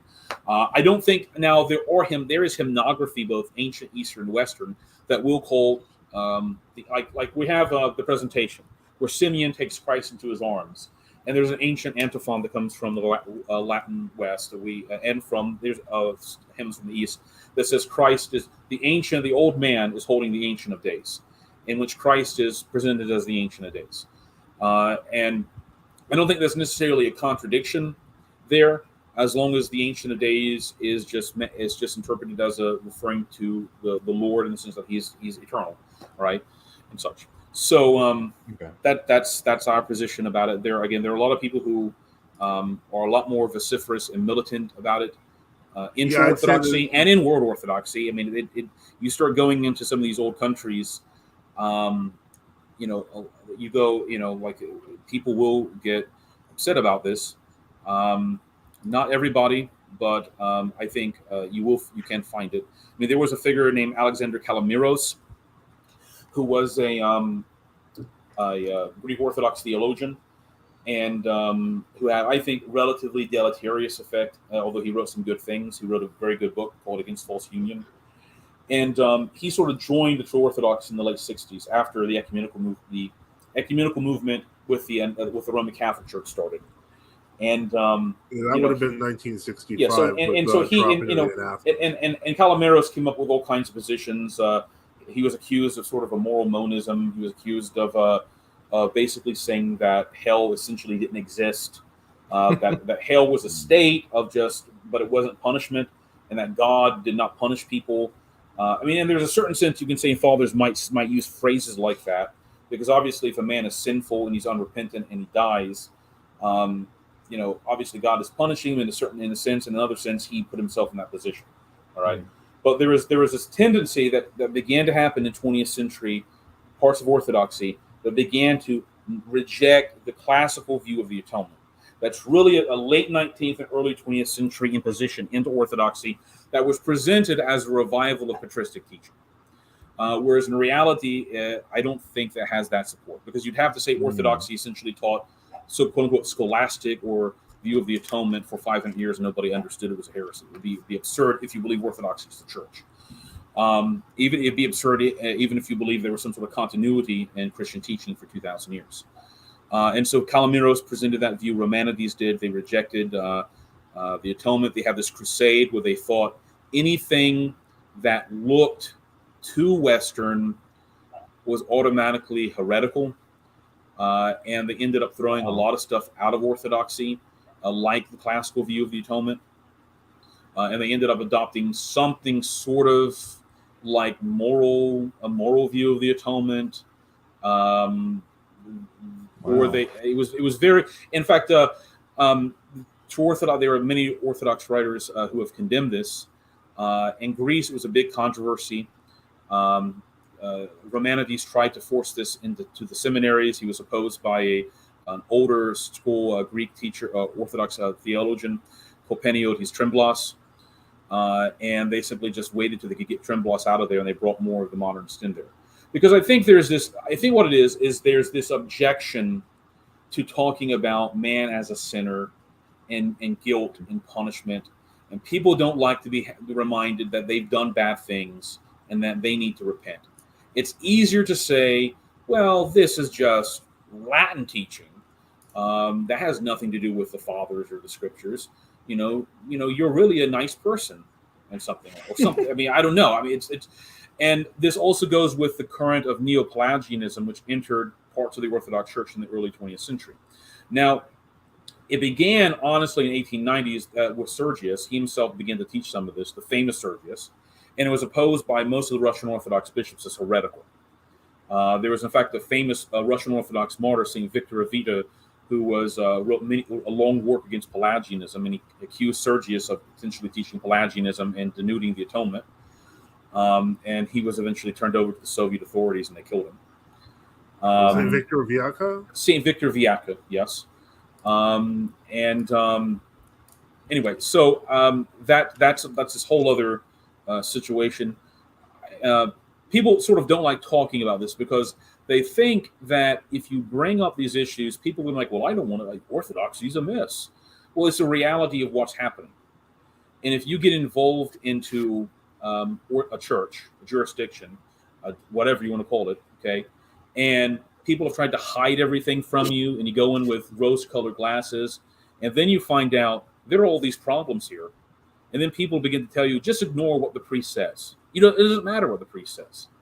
Well, if the priest is the pastor of the church you're going to, and he's teaching things that are contrary to the biblical patristic teaching, and you're just supposed to say, well, it doesn't matter. Well, then what are we doing? What are we doing here? I mean, that's most of us what we came to the conclusion of, and I think many are in World Orthodoxy. I think that's what Joseph says.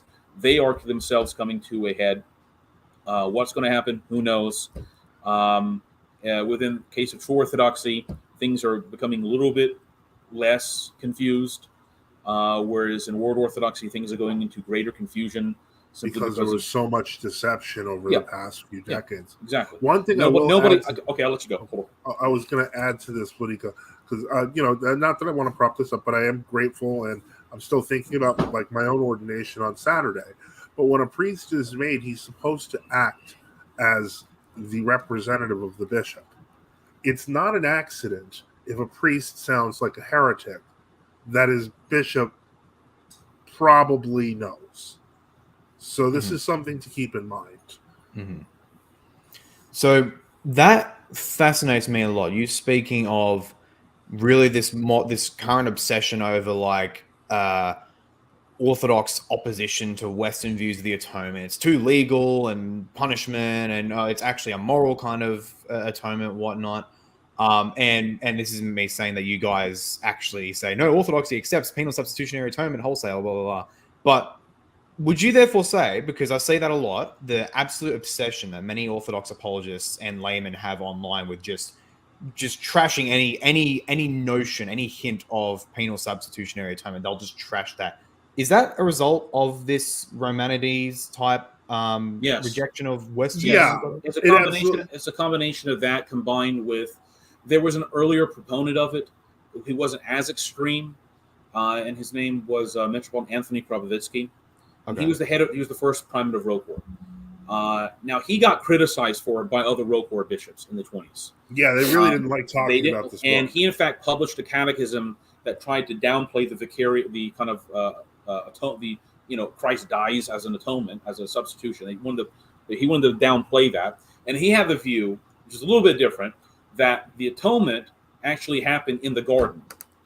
That when Christ sweated blood, that the sweating of the blood was that one drop of the blood of Christ was, his view is that, one drop of the blood of Christ was enough to redeem the whole world because Christ's blood is precious. I heard that from Rome. Yes.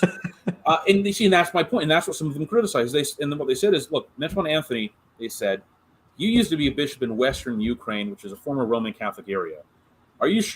Some of it started to sound like he had unintentionally read books that had a sort of almost like a Uniate Roman Catholic, like that's not Roman Catholic in the sense of like Anselm Roman Catholic.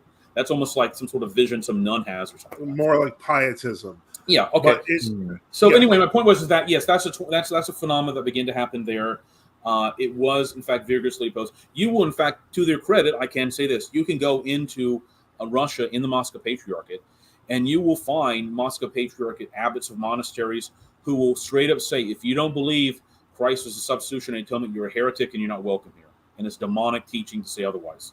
I mean, there's Archimandrite Raphael Karolin, who's big on this. I think even the Father Daniel Siosev, who was killed by Muslims, he was a Moscow Patriarchate, like conservative, and he was big on like six-day creation, biblical creation. He was big on biblical authority, and so that was sort of the old style 19th century Russian Orthodox older mentality that had hung on in many areas.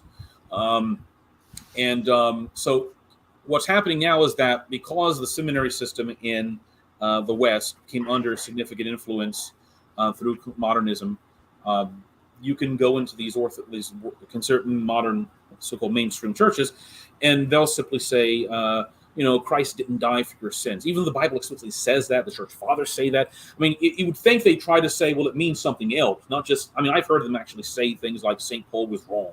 It's like this is insane. I heard, and what have you. And I think it's that they have a low view of biblical authority, and they have a low view of biblical authority because they essentially don't really read the church fathers. All right. Now, what's true is that you can find every now and again. I'll answer your question in a second and get to the complete answer. You can find every now and again some church father who will say something like, they might question the book of Hebrews, but that's not because they're denying it's there's edge case books. It's not like they're questioning a gospel. Exactly. The question is, if it is accepted as canonical, then it's true. We accept it. All right. That's that view. And the most they've ever been able to come up with, they presented to me when I've argued with them, is from St. Gregory of Nyssa's Life of Moses, where he discusses the angel of death going over the Egyptian firstborn and killing him. And St. Gregory of Nyssa says he wonders if this is an event that is a one-to-one. Best way to describe it: is it a one-to-one correlation historical event, or is it a historical event that's describing something else that happened? That sounds like Origin, basically. Yes, but in that case, he's still not saying it couldn't happen. He's saying, did it physically happen? Because he was wondering, would God do this? But if you really analyze it, he's not necessarily denying it on the basis of modernism. He's denying. It's completely different reason. Yeah, he's not denying it. He's just saying it's an allegory or something like that. Okay. Yeah. But to answer your last question, real quick before Father Joseph jumps in, you cannot throw the baby out with the bathwater just because there are people from some fundamentalist, Baptist or extreme Roman Catholic position about the atonement or what have you, who make who say things like, I remember hearing growing up that when Christ died, his soul became sin, and he was burned in the fires of hell for the equivalent of eternity or something like that. And that was like Kenneth Copeland and a few other. I mean, you've never encountered some stuff in American Protestantism, I guess. But there are some extreme versions that will say that the Father was separated from the Son, and when wrath was poured out on the Son, there was no unity between the Father and the Son. Well, we obviously can't accept that because the Father and the Son and the Holy Ghost share a common divine nature. All right. But that doesn't mean you can't speak about the atonement of Christ. You can't speak about, in some ways, the fathers will talk about Christ enduring wrath for us.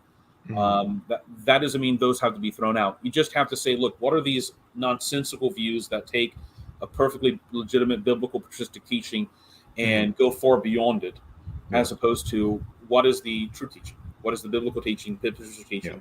Don't get rid of, just because somebody you don't like or crazy people have abused it, that doesn't mean you have to get rid of it. Okay. Yeah. I'll let Father Joseph continue. I was just going to point out that this repackaging that we've noticed in the 80s and 90s, and you can take this with Romanitas, with David Bentley Hart, other writers. These people are repackaging Origen and some of St. Gregory of Nyssa, kind of almost misquoting, to create this sort of modernist, Eastern-y sounding, mystical, non-salvation sort of system. But the thing is, one interesting case was I don't know if you've heard of Father Joshua Shuping, or the former Father. Oh, yeah. I actually interviewed him on my channel soon after. I don't know if it was your interview or it was Gavin's interview, where it was funny because basically he completely ate that stuff up. He went through the seminary, completely ate all this modernist junk up. Somehow they didn't notice.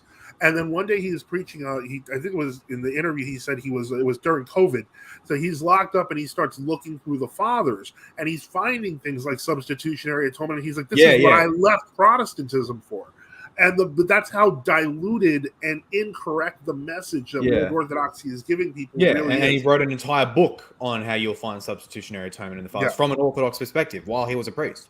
Yep. And it's sad. I feel for him, but he had a legitimate concern, and that tells you exactly anyone can get through the seminary system as long as they don't rock the boat. Now I posted. You can share it if you want to. The other poll, Saint Victor of Vita's work. Yeah, I can share that. Yeah, Victor, this is on our website, NFT. I mean, no one has to read it now, but I'm just saying you can read it. And you can read basically. I'll give a little snippet. And of course, he's a Russian Orthodox new martyr. It's called Against the New Theologians, he published the work against then the Archbishop Sergius and then Archbishop Anthony, because he believed that they were introducing in subtle ways. It wasn't really that super evident then, all right, but he detected in subtle ways kind of Neo-Pelagian strains that were being brought and are here now. All right. He greatly objected. And this is another thing people forget. The Orthodox Church accepts the 419 Council of Carthage. That council contains 6 or 7 canons that have dogmatic condemnations of Pelagianism. All right. Yeah. There is no way. Now, you can see it doesn't accept all of, St. Augustine's views or what have you, but it accepts condemnation of Pelagianism. It considers grace necessary for salvation. Yeah. It considers original sin to be a thing. It's not just, we inherit physical death. Original sin is more than the inheritance of physical death. I mean, that is part of it. We do die because of the sin of Adam and Eve. But we also have, and yes, according to the fathers and according to the canons and according to the traditional catechetical work, we do inherit an original sin that has to be cleansed by baptism. Right, That is simply straight up patristic teaching and straight up traditional catechetical teaching. So what happens is modernist currents have to say Orthodoxy was in this Latin captivity for 600 years. Nobody really knew what Orthodox teaching was for 600 years. All these saints, you had Saint Gregory Palamas teaching about the atonement and how Saint Gregory, I think Saint Nicholas Cabassalis, the Bishop of Thessalonica in the 1380s, he preached vigorously, and one of his, and I'll bring it up right quick just so people understand. He basically said that even if a sinner dies 10,000 or infinite deaths, all right, you would never redeem your soul. That comes from the Psalms, all right? Though a man labor for all eternity, what? He can't redeem his own soul, all right? So what had to happen? You had to have the God-man come as a sacrifice, all right, and to die on the cross for the sins of the world, all right? So that's from the 1300s, all right, from a Byzantine saint, all right? So you obviously, you obviously are getting to the point where they're having to radically reinterpret people for, they're having to radically reinterpret them because, again, it goes back to the point where what I think is happening is modern man does not like to hear preaching about sin. He doesn't like to hear the preaching about he's a sinner. He doesn't like to hear those things. Never has. It's always been since the fall. People don't want to repent. Look, Adam and Eve, they commit their sin, and then what happens? God's like, well, what happened? Well, Eve gave me the fruit. Well, Eve, what happened? Well, the serpent told me to do it. Who was taking responsibility in all that? Right? Nobody was taking responsibility for their sin. They were just saying someone else, pointing it on somebody else, and that's simply the continuing story of mankind. So instead of hearing the message of the gospel preached, which is man is a sinner, he needs to be saved, and he is saved through the incarnation, life, death, and atoning death and resurrection of Jesus Christ. And part of this is the founding of the church. And Christ gave the sacraments, especially baptism. And instead of going through all that, instead of hearing that message preached, it's a lot more comforting to talk about, well, the Bible and the fathers don't talk about atonement. They talk about theosis. Well, they do talk about theosis. Theosis is simply becoming like Christ, being conformed to the image of Christ, all right? Yep. But guess what? You have to be forgiven of your sins. Yep. And you have to be regenerated. Those things have to happen. If you can't, this is another part I've noticed. There's a continuous preaching. It's almost like a preaching on glorification at the end. Like that's like people like to talk about that. They don't like to talk about what's necessary, the necessary prerequisites. They don't. None of that. Struggle. No struggle, repentance, the Christian life. It's a lot easier to talk about the other necessary complicated doctrines, which are necessary. The church has to preserve those, because if it doesn't preserve that dogmatic hedge, other weird heresies get in and they will destroy the gospel, as happens. All right. But that doesn't mean you have to cut off preaching about Christ's death. And you can look in the service books, ancient Eastern or Western service books, and they talk about the absolute necessity of the cross. They talk about the blood of Christ shed on it. They talk about all of that. All right. There's simply no basis for rejecting the atonement in the classical sense. I know there are some Orthodox people in before modernism who critiqued aspects of Anselm's view of the atonement. To be honest, there are some who accepted it. Their critique of Anselm's view of the atonement, I'm not sure exactly the technical points about it. I know there was an accusation against Anselm that he was too Pelagian. There was some Orthodox who accused him of that because they viewed that Anselm thought original sin was simply a privation of grace, as opposed to being some sort of active stain, which again, you'd never hear that from a modern Orthodox teacher. However, the most famous Serbian Orthodox preacher who died in 1979, who many true Orthodox accept as a saint, all right, because we have a different view of some of the other Slavic churches, but was Father or Saint Justin Popovic. And if you read it's not completely translated into English, but you can find some translations online, his 2-volume Orthodox Dogmatic Theology. He will, criticize Roman Catholicism, in his view, is a Pelagian religion, and that it has an insufficient view of original sin. And when I brought this up to people years and years ago, their view is that, well, St. Justin just simply didn't understand Orthodoxy. Well, this is the greatest preacher of Serbian Orthodoxy next to St. Nikolai Velimirovic. And he's saying this, and he is this great ascetic, and people say he saw the uncreated light of God, and suddenly he doesn't understand the church. Well, we have major problems with people saying this. There's something horrible going on. And for people to stick their head in the ground and to say, well, don't talk about this because it's going to confuse people. Well, guess what? They haven't done that for years. Now people are accepting Elpidorphorus going to the gay Episcopal Church and doing services there. Yeah. Now they're accepting all this stuff. Now you're having Greek politicians in America who claim to be great members of the Greek Archdiocese, like the legislatures in the New York State legislature, promoting abortion. All right. Nobody wanted to confront these people. Nobody wanted to talk about sin and repentance. Nobody wanted to deal with this. They wanted a Greek church that was simply about having stuff in Greek. That was what they wanted, and they got that, and it's not Orthodox. It's not Orthodox Christian. It has no relation to the biblical patristic message.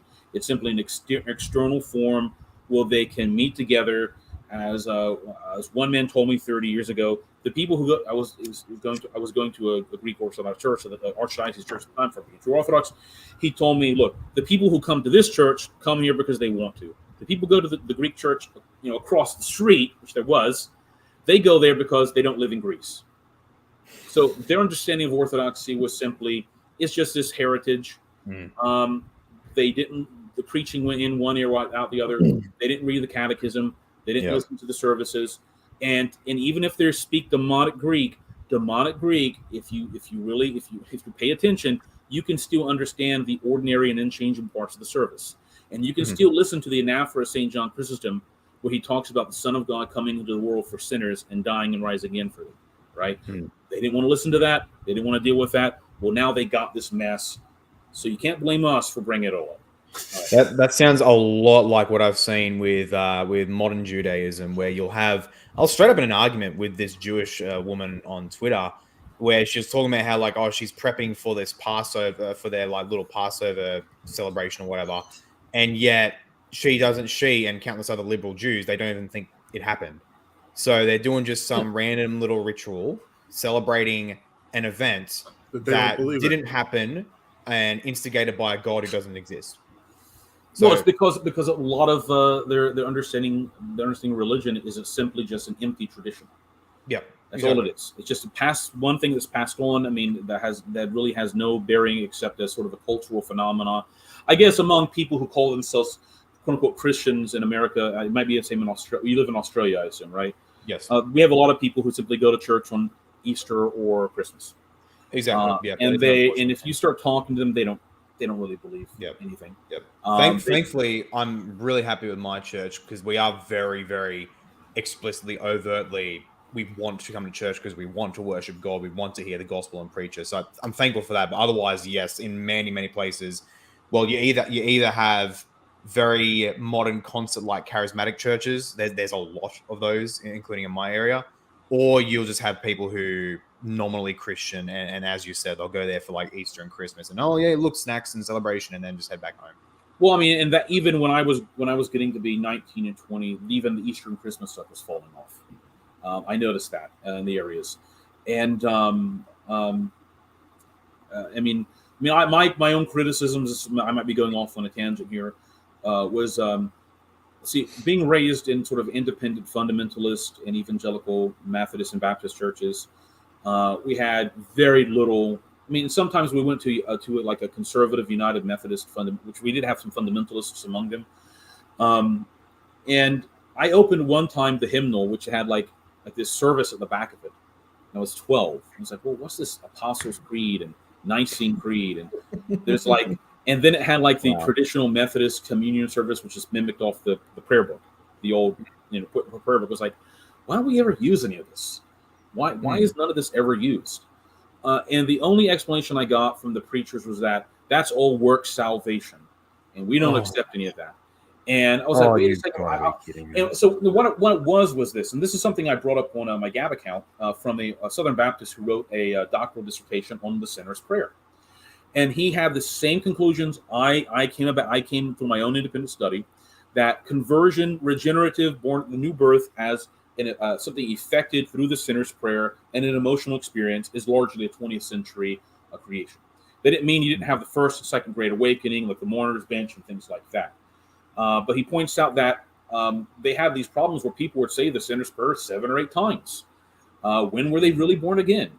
I remember hearing that all the time growing up. Well, I thought I knew the Lord, but then I realized I didn't because, I left my wife, but now I'm back with my wife, and I said the sinner's prayer again. Now I'm really saved, and I heard that from a preacher. And but the point is I began to come to the conclusion that this is like a lot of work to just go around like the older historical confessional Protestant view, all right, which is that you have infant baptism, all right, you believe God works of grace there, and that you do have to have faith in Christ, all right, but that this is not necessarily something where you're 7 years old and you say the sinner's prayer and then you're once saved, always saved forever, and don't worry about it. Because from my own experience encountering those peoples, that almost never worked. All right. Yeah.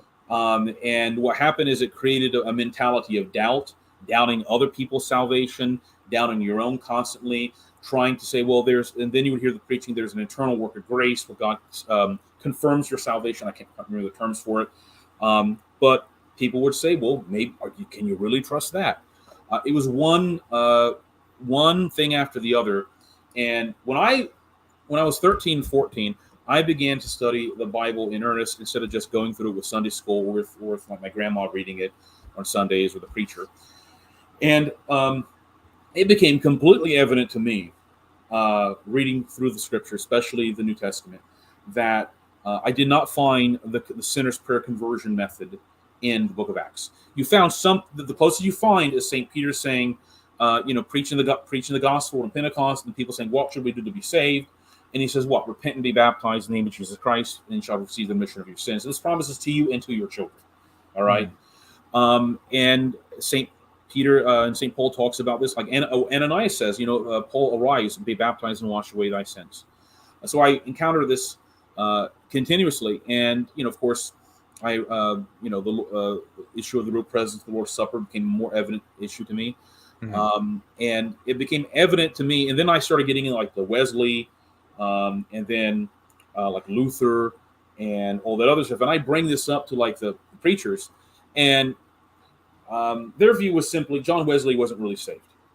He was what? Yeah, the view was that John Wesley believed that, well, the Moravian experience, he never really said the sinner's prayer during the time where his heart was strangely warmed. He just had heartburn when his heart was strangely warmed. I got this is getting out of control, and because everything was so latched on to this idea of sinner's prayer as the moment of conversion, they had divorced themselves from a biblical understanding of the sacraments almost just completely. And in fact, I found it to be a blasphemy to call baptism a work of man when it's a work of God. All right. So, I would say, look at Luther. Look at Luther saying this. Look at the Formula of Concord, the Book of Concord, and look at the article. Even like the Methodists, the old Methodist articles of religion. They're like, well, none of this matters. This doesn't really matter. And it was at that point, my own personal view was that I started moving more toward like confessional Lutheranism. Or trying to find continuing Anglicanism. When I was like 14 and 15, I was like, this whole thing, wow. This isn't really going to work out with independent Baptists and Methodists that I was raised with, primitive Baptists and what have you. And it really didn't. And continuing Anglicanism simply didn't really, in America, where I lived, it wasn't really a big factor. Confessional Lutheranism wasn't. My own personal experience was I considered very, very briefly Roman Catholicism. I went to a Roman Catholic church for 3, maybe 5 times. It was a horrible experience every single time. I had gone to Methodists and Baptists and I think a few Lutheran churches by that time that had a far more reverent service. And more than anything I saw in Roman Catholicism. It was just like the worst, crazy clown mass, Novus Ordo stuff imaginable. People, wow. I encountered people who were like, everybody. I mean, it was like the worst things I had been told growing up about Roman Catholicism, but in a different way were true. All right. Right. And I also did my own studies. I mean, I read the church, like early church fathers, and I was like, look, it's very clear we're not finding the papacy here, not in the way they're describing it. You can find Bishop of Rome or what have you, but this is not Vatican I teaching, and this is certainly not immediate jurisdiction. And from there, my own personal views, I made the jump to Orthodoxy, and it was a rough going because my first encounter with Orthodoxy was basically what we call the OCA in the Greek Archdiocese, and it was actually terrible. I mean, there was OCA people telling me that here's Romanides, and I read them. And I had read the Shaft series, a 38-volume series of the Church Fathers, which included the decrees of the ecumenical councils. And I was like, this is not what's being taught here. And they said, well, you got to accept it, and you got to say I was like, well, this is just not what the Church Fathers. Well, that's a Protestant attitude. Just accept what it says here. And I tried to do it, and I just it creates this cognitive dissonance. Where I mean, I was finding stuff from Russian Russian Orthodox writers like St. Victor, who were writing against this stuff, and was bringing this to them. They're like, we don't accept this. That was Latin captivity. I was like, this is insane, the craziness. I went to a Greek Archdiocese church. I knew the old cantor there, who's a very good man, probably passed away now. This was over 20 years ago, and he took me to like the last conservative holdout in the Greek Archdiocese. The Ephraimite monasteries, and I talked to the Ephraimite higher monk about this, and he was like, "You're right, but there's nothing we can do. There's just nothing." He said, "Elder Ephraim, who is their like spiritual director, Elder Ephraim says you got to stay with the patriarch no matter what, even if he's a heretic. You just got to stay with him, and if you don't, you won't get through the toll houses, which is a whole other issue." And I was like, "This is crazy." And I said, what about the True Orthodox? Don't go to them no matter what. No matter what. Don't ever go there. You can. I was like, wait a minute. You're telling me that the Greek Archdiocese priest wants to chrismate me, even though I have this Methodist baptism, where I was just, for as it was described to me, it was just like water was flicked in my face. That's all it was done. Even by classical Protestant standards, wouldn't be valid. Saying it's not going to be valid, and I'm not going to be baptized or be in the church, but I can't leave. What am I supposed to do? I don't know. I can't tell you. So I said, I'm done with this at that point. And I knew a priest in Pennsylvania, and he put me in contact with our current bishop, Mitchell John, and the rest is history from that. Wow. But my point is that experience is not an unusual experience with many people. Because as soon as you have to understand, if you are getting some OCA or Greek Archdiocese priest, and they say, Moses didn't write the Pentateuch, and the Bible is a lot of legends, and we just accept the basic historical facts. And if you believe the Bible is historically inerrant, then you are Protestant. Well, then you confront them again with classical Orthodox material, and they're like, we don't believe that. That's just wrong. You know what? I'm glad you brought that up, because I was debating when Father Joseph brought up the document on how mass liberal ideology was taken over the Moscow Patriarchate in the Soviet period. And even to the point where like biblical authority was downplayed, if not outright just denied. I wonder, because I don't know how much you gentlemen see, but I see a lot in online Orthodox apologetic circles when they're arguing with a Protestant of some kind, super vague label, but whenever they're arguing with someone under a Protestant tradition, and that Protestant cites a certain church father here or a group of church fathers there, or they cite a biblical passage, they'll just get thrown back at them a lot of the time. Oh, well, that's just a silly Protestant Western way of thinking, like you're proof texting this and that, and you can't read or understand the Bible outside of our tradition, and so like you can't hold us towards the Bible because it's our book, whatever. Does that attitude have any relation, you think? Well, what I'll say is this: if you read St. Vincent of Lorenz's Commonatory, it's important that he himself, and this is of course where we're simply going to where there's going to be a breach between Orthodox and Protestants to some. It's just going to happen. That you might say we believe. I think some people phrase it like this: like we would believe in the material sufficiency of Scripture. That's the argument. So, but there has to be an interpretive mechanism. Now, the classical response I got when I was growing up, when I did bring that up to like Presbyterians and things, when I was going through that phase as a teenager, would be that, well, we don't need, and this is my criticism, but this is their point, that they would say they don't need an interpretive tradition because Christ says, my sheep hear my voice and they know me. And because of this, you have the Holy Spirit, you can understand the scriptures. The problem, again, is that, I think St. Vincent is correct. That view will produce figures like, Origen or Nestorius, what have you, even though if they may claim they're going with the ecclesiastical tradition. So you have to have an interpretive tradition. Now, I would say that doesn't mean you can just throw away a passage of the scripture. You have to have some patristic support.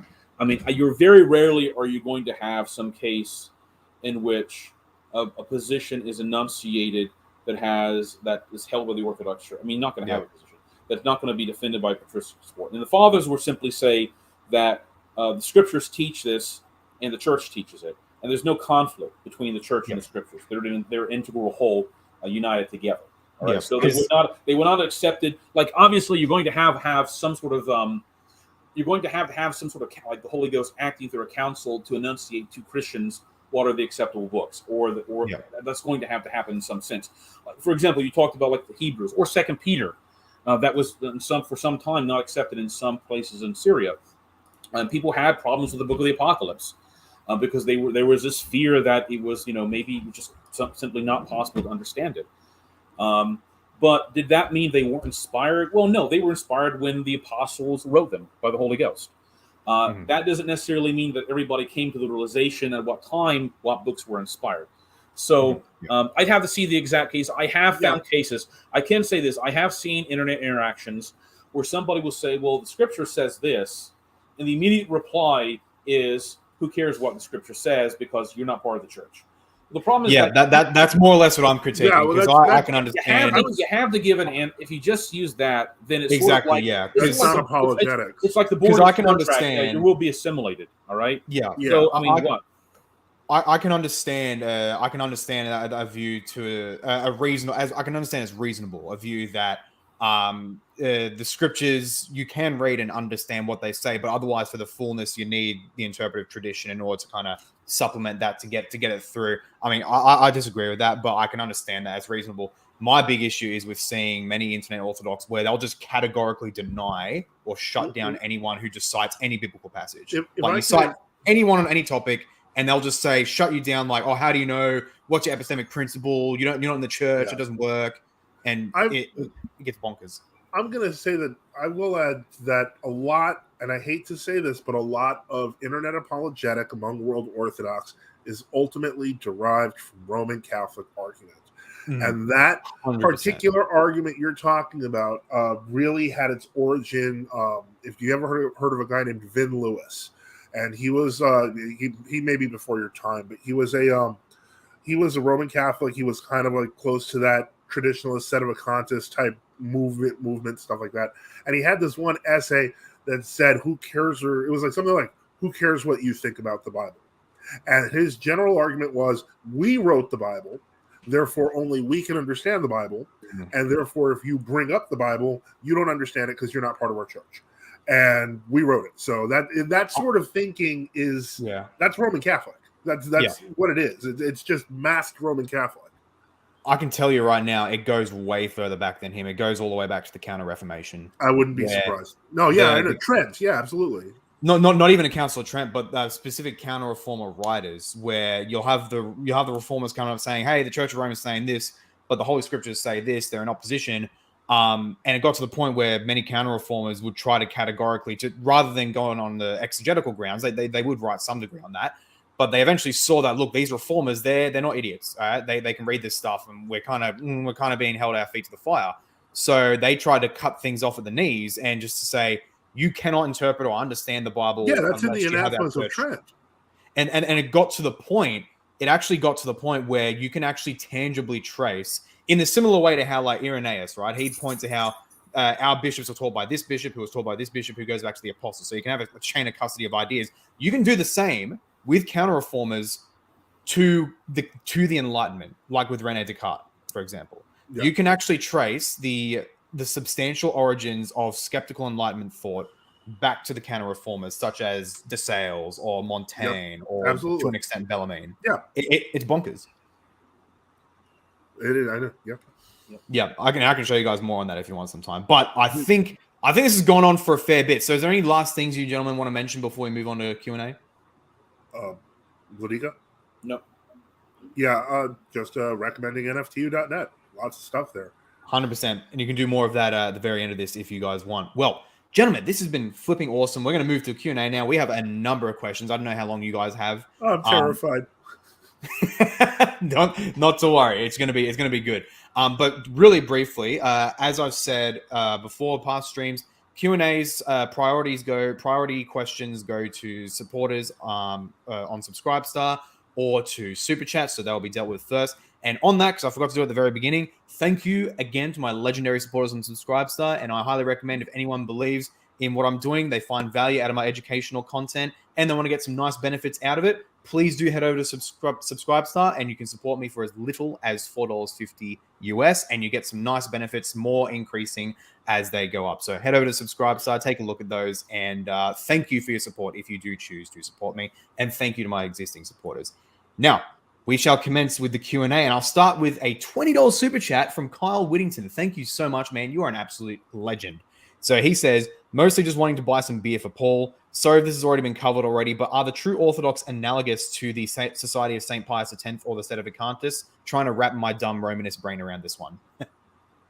Would you want to go with that one, Vladika? I can. Not quite. That's to say the least. Well, no, absolutely not. And let me put it to you this way.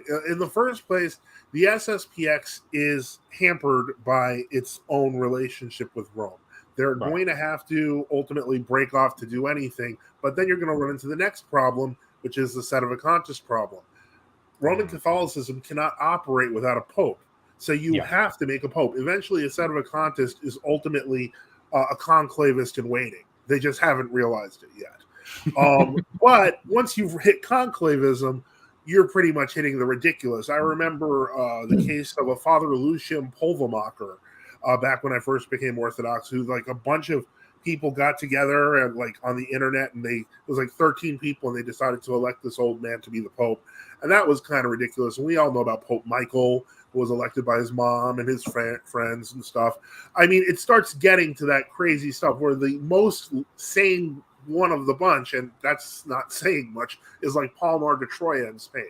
So no, there's no comparison. Ultimately, no, Father, that Palmar de Troya has become far worse. Don't that. Okay, the guy in Nebraska who says he's the Pope is actually far more sane than the. I thought the guy in Nebraska died. Pope Michael. Yeah, he passed on. He died recently. Yeah, he did. So they're on a new Sedevacante period. See, Sedevacantism is the problem. Obviously, is you join them and they say you have to accept the supremacy of the Roman Pontiff in his immediate jurisdiction. Okay, well, who is he? Well, there is none. But you got to at least say in theory you accept it. So it becomes sort of a problem. And to be honest, I've known Roman Catholics who became Orthodox. I know people who went through the seminary system back in the 50s and 60s. And if you had gone back into to a Roman Catholic seminarian or professor of a seminary in 1955 and said, well, what if the Pope does all these crazy heretical things? And they were going to say, that's never going to happen. You're just making up arguments not to want to be part of the church. That's how they'd phrase it. Pope Francis was inconceivable. Yeah, exactly. And by the way, you have in the late 19th century, and he reposed around 1907, Dr. Julian Joseph Overbeck, who is perhaps the only and the greatest Orthodox apologist in the English-speaking language. He was a former Roman Catholic priest. He became Russian Orthodox, received into the Orthodox Church in 1865, and he died in 1907, I think, about 1905, and he was a great pioneer of Western Rite Orthodoxy. And he wrote a book called Catholic. What was it called? Catholic Orthodoxy, a response to. Yes, exactly. He wrote a few other books in which he says that he said, "Mark my words, this whole Vatican I thing. What's going to happen when they have a pope that says stuff like you can pray with Hindus and Buddhists and Jews. And at the time, people said, this is insane. No, this is, because look, you had some pope, the Papal States in 1870 or something like that. It wasn't destroyed by that time, but you had sort of like these highly so-called reactionary, ultra-conservative figures in the 1870s. It didn't look like that was going to happen. Remember, the popes were condemning modernism. They were driving people out of their. They were correct to condemn. They still had the tiara. They were doing all this. Yeah. But Overbeck's point was that their principles are going to lead to this. This is going to happen. And they have no defense against it, because what's their defense? They claim they can't depose the Pope. Well, have popes been deposed? Yeah, there was John the 12th was deposed in 963. There was a council of the emperor, the Western emperor, deposed him. Pope was it Symmachus II or Anastasius II back in 498. The Roman clergy repudiated communion with him because he entered in communion with a Monophysite. They said he became a heretic. There's the whole case of Liberius, everybody knows about. But the papists simply wrote out these events out of history, or they reinterpreted them radically different, right? To the point where there was no break on that institution. And if there is no regulative break, then what are you going to do? You're so to summarize your answer to Kyle, no, the SSPX and CEDEs, they are unlike True Orthodox, because whereas True Orthodox are more or less, they're actually from within the church and they're trying to be consistent. And they can actually they have the canonical ability to reform. Exactly. The church. Yeah. We have no need of a papacy. We have no need of. It's sad that there are no traditionalist patriarchs, but that happened in church history before. Yeah. Whereas with the CEDEs and Sedevacantists, they have to go out of the ordinary canonical bounds. The only similarity you could say is that Sedevacantists or SSPX would be like against modernism and against ecumenism. You can say in that sense, all right? But even the SSPX still SSPX still says Pope Francis is the Pope. They still say that, all right? Now, Bishop, what's his name in England, he doesn't say that anymore. I can't remember his name. And Sedevacantists don't, all right? But the Sedevacantists are, like Father just said, they're waiting for the great restoration to happen, where the King of France comes back. And, I'm saying the Tsar's coming back, so I guess I can't laugh too much. Sure. But their view is that the King of France will come back, and based upon the Methodian prophecies that came to France through the Crusades, and he will restore the true Pope, or what have you. But, I just don't see it happening. I don't see the French king coming back. I don't see that. There's a greater chance the Tsar is going to come back than the King of France. I will say on the Tsar thing that while I do hold to the hope that an Orthodox Tsar will restore Russia, which would help restore the world, the other possibility simply comes down to our own rite of marriage. Our people are crowned and have the difference between a man and a woman with a crown 700 generations later and one that just got married makes all the difference in terms of what is a kingdom. So the church has the power to recreate and restore kings, and they're the next king of wherever, maybe just near us, maybe around us, and we don't know. All right. Well, Kyle, thank you so much for that question, and thank you so much for the super chat as well. I'll now move on to one of the questions by one of my legendary longtime supporters, and he's got a few, so I think I'll look at this one first. Were these executions of true Orthodox martyrs performed only by communist states or non-communist as well, like Greece? Both. Both. Really? Yeah. Wow. In Greece, the famous case was the Greek police beat to death a woman. A mother of three. See, what would happen is that we were celebrating the Feast of the Holy Cross. And was it the Feast of the Holy Cross we were celebrating on that day? Yeah, it was. Yeah, that was. Yes. And or it was a church feast, and the priest was coming out for, I think, a procession. The police attacked him. St. Catherine, she was his mother of four. She tried to put herself in between the police and the priest, and the priest was knocked down. They started beating his head in with bricks, and so she tried to shield her. And then she got beat up, and she died a few days later, I think, from a brain disease. There was another woman in that there was another case in where in the city of Nevrokrap, the entire population simply would not accept the reform, modernist reform, and the modernist bishop that had been imposed on Neverkrop complained to the so-called Holy Synod in Athens, and they directed the police to start shooting people. And so 3 people were shot and killed, and they were driven out of the churches. And Father Joseph, there was a case. I don't really bring it up a whole lot because I have not been able to find a secondary source confirmation for it. But there were cases where like the nuns and women were raped in police stations because they wouldn't in front of their husbands were priests. If it was a lay woman, not a nun, obviously. Things like that did happen. They forcibly shaved like people's beards because they wanted Greece to be like a modern country. A lot of violent stuff was done. One case, a modernist bishop broke into one of her churches and he took the holy gifts after the consecration. And he just dumped them down the toilet. I think they beat up and killed some other people. Father Joseph, you have another case. Remember another case where another woman? Well, I was in the case where St. Catherine died. There was another case where she was actually in the same church trying to help as well. And the police beat her so severely that she ended up in intensive care for a few weeks and then died of like a brain aneurysm. So the modernist excuse would be that, well, if you just did what modernists wanted, we wouldn't kill you or rape you. Which is not a good excuse. Which is evil. It's monstrous, to say the least. In Russia, it was simply the Soviet government. There was something called the League of the Godless, which was supposedly a voluntary vigilante group. Yeah, I mean, it was really run by the Soviet government, but the Soviets could claim we're not in charge of the League of the Godless; they're just a volunteer organization. But they would they would kill people. In Greece, during the end of World War II, the communists were the main, whether one likes it or not, the communists were probably the main resistance force to the Italians and Germans in like France and in Germany. I mean, in Greece, and they massacred something like 50 priests at one point.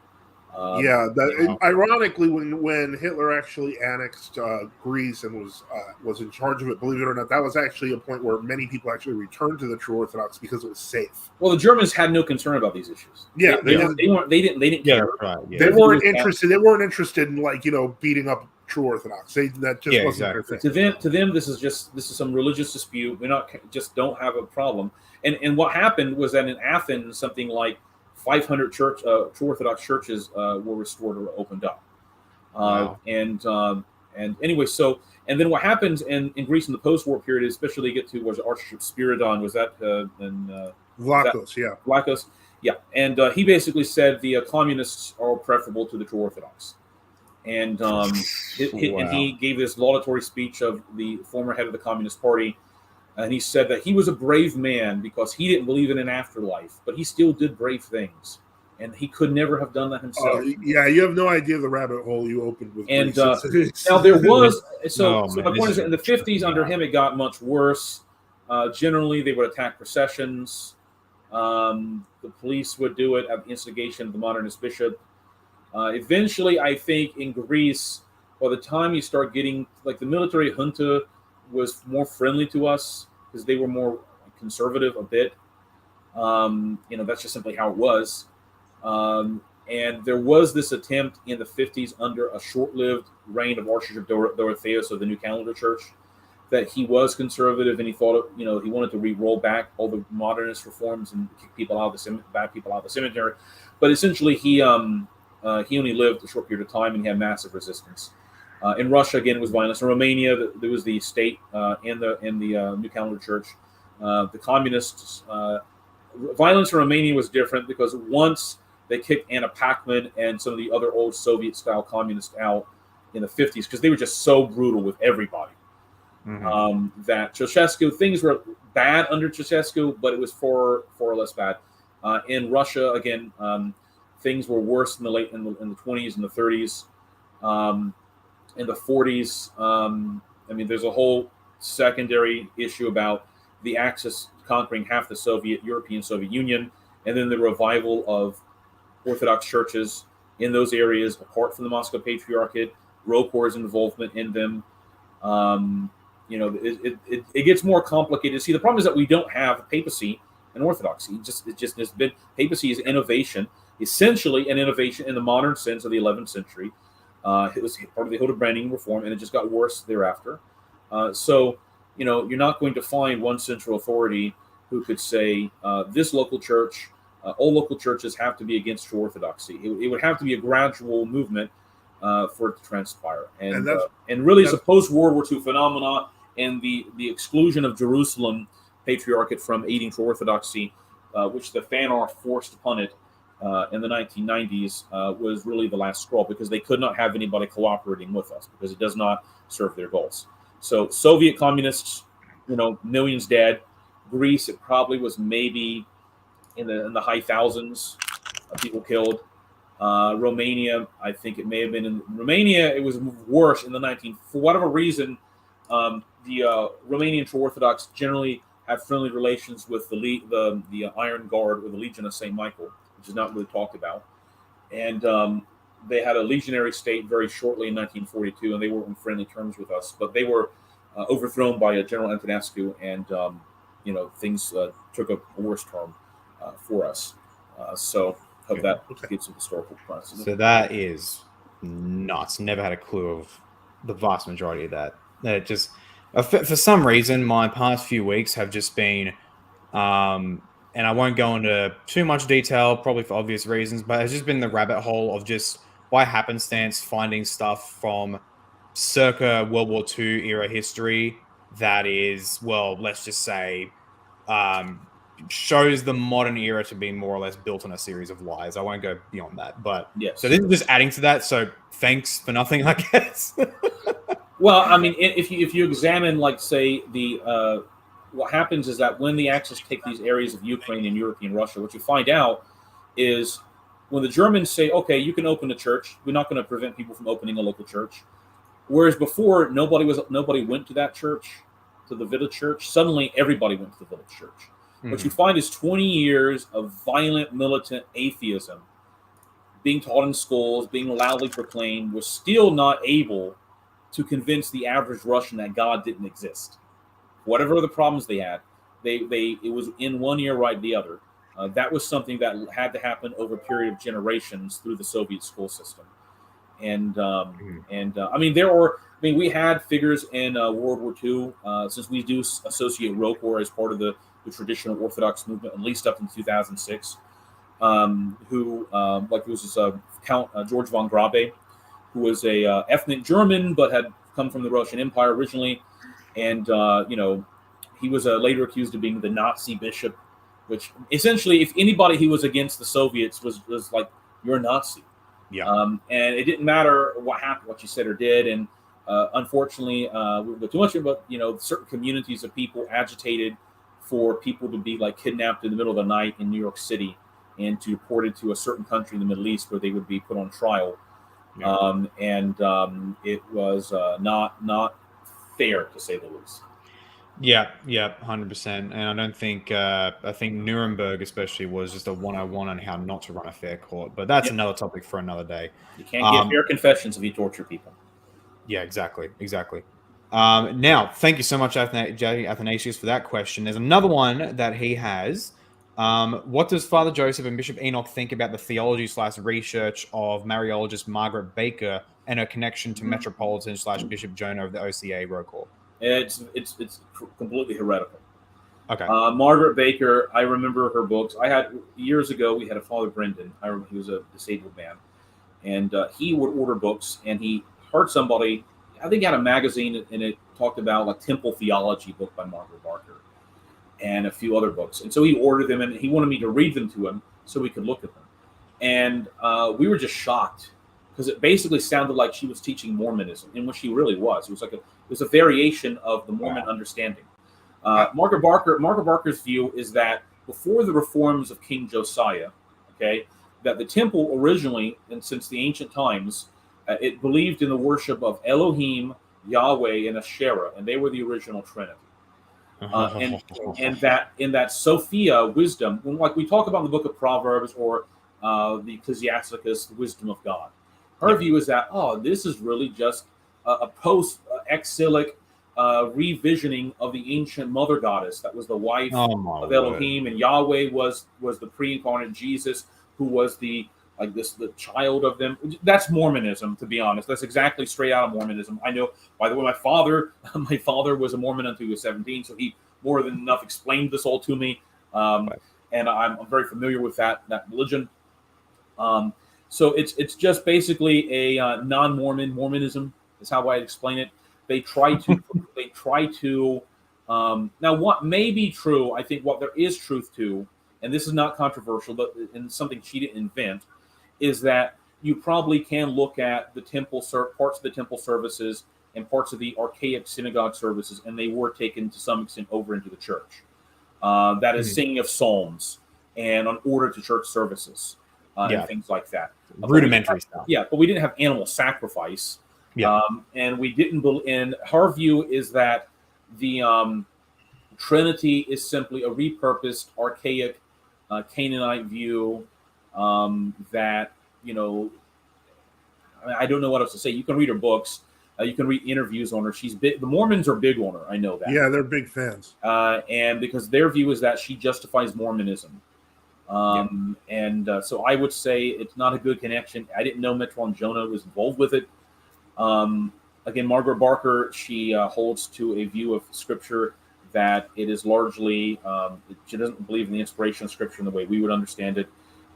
She is some sort of liberal Methodist minister in the UK. And again, her view is basically that her view is that God the Father has a wife, and that wife later was manifested in some way or understood by Christians to be the Virgin Mary or something like that. I mean, it's just crazy stuff. It's just insane material. But people believe it. People believe a lot of blasphemies. That's how it is, unfortunately. Next one.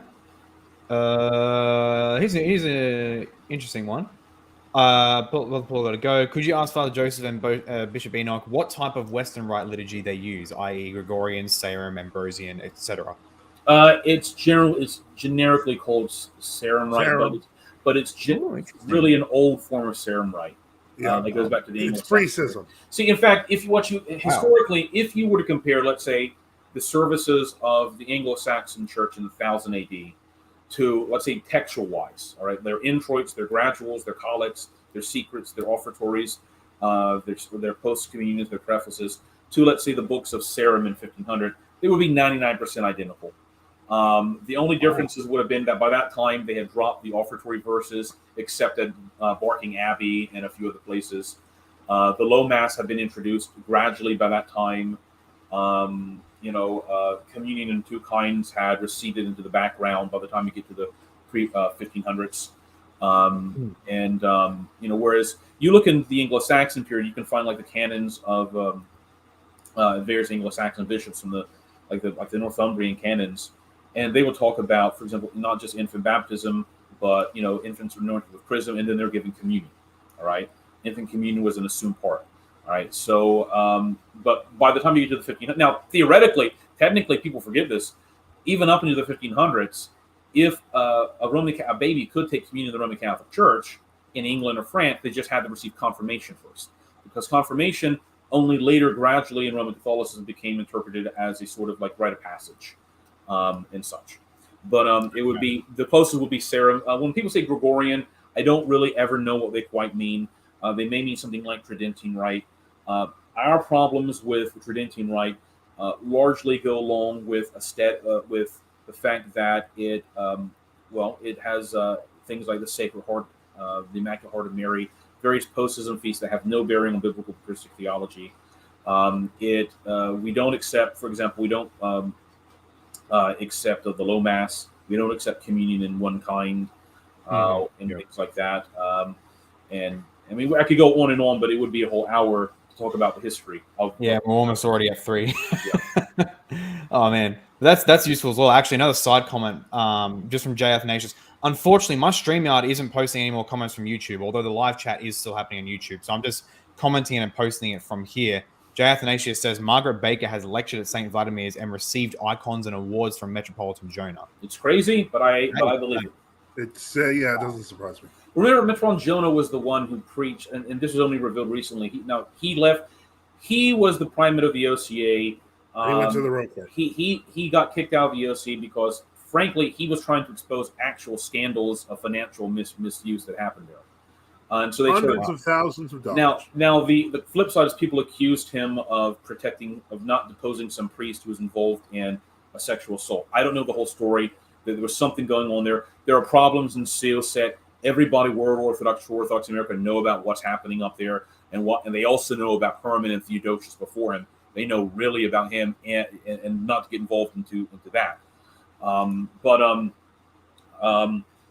He went to Rocor. He joined Rocor for whatever reason, and of course, he's preaching sermons saying that at the last judgment, Christ is not going to ask whether you believed in him or not, and that it's just basically, it's a misinterpretation, obviously, of our Lord's, when he says that, I never knew you. He says, when did we visit you? When did we not visit you in prison? When did we not do this? The Lord is not talking about. He's not. That's the purpose in that is not to say that Islam can lead to salvation. Yeah. All right. It's an intentional misinterpretation. It has no foundation in biblical patristic interpretation, and it goes along with this feel-good theology of everybody's going to be saved. All right, which is a demonic textbook ecumenism. Yep. All right, thank you for that one as well. This next question really, really interests me because I'd love to hear your answer. I think we talked about it a little bit before the end there. But who do the true Orthodox view as being the cause of liberalism? Roman Catholics love to blame Protestants, but who do the true Orthodox view as the cause? I'll let Father Joseph give an answer, and then I'll say so. I'll go with the devil. Well, I think we all agree with the ultimate that's cause. That's the root cause. Yeah. I mean, to be honest, you'd have to be careful about saying that because, look, Roman Catholicism, even in the 19th century, expelled modernists. And they expelled a lot of these folks. I mean, remember, I think you could argue that maybe there were like assumptions in their system that sort of led to this. I think you were alluding to that about the Enlightenment, things like that. Mm-hmm. But remember, within Roman, and I'm not trying to defend them, but within Roman Catholicism, you could find probably back in the 1700s 5 or 6 schools of thought on different subjects. You had to come to the same conclusions because you were bound by that, but you could arrive at them by different methodologies and such. Mm-hmm.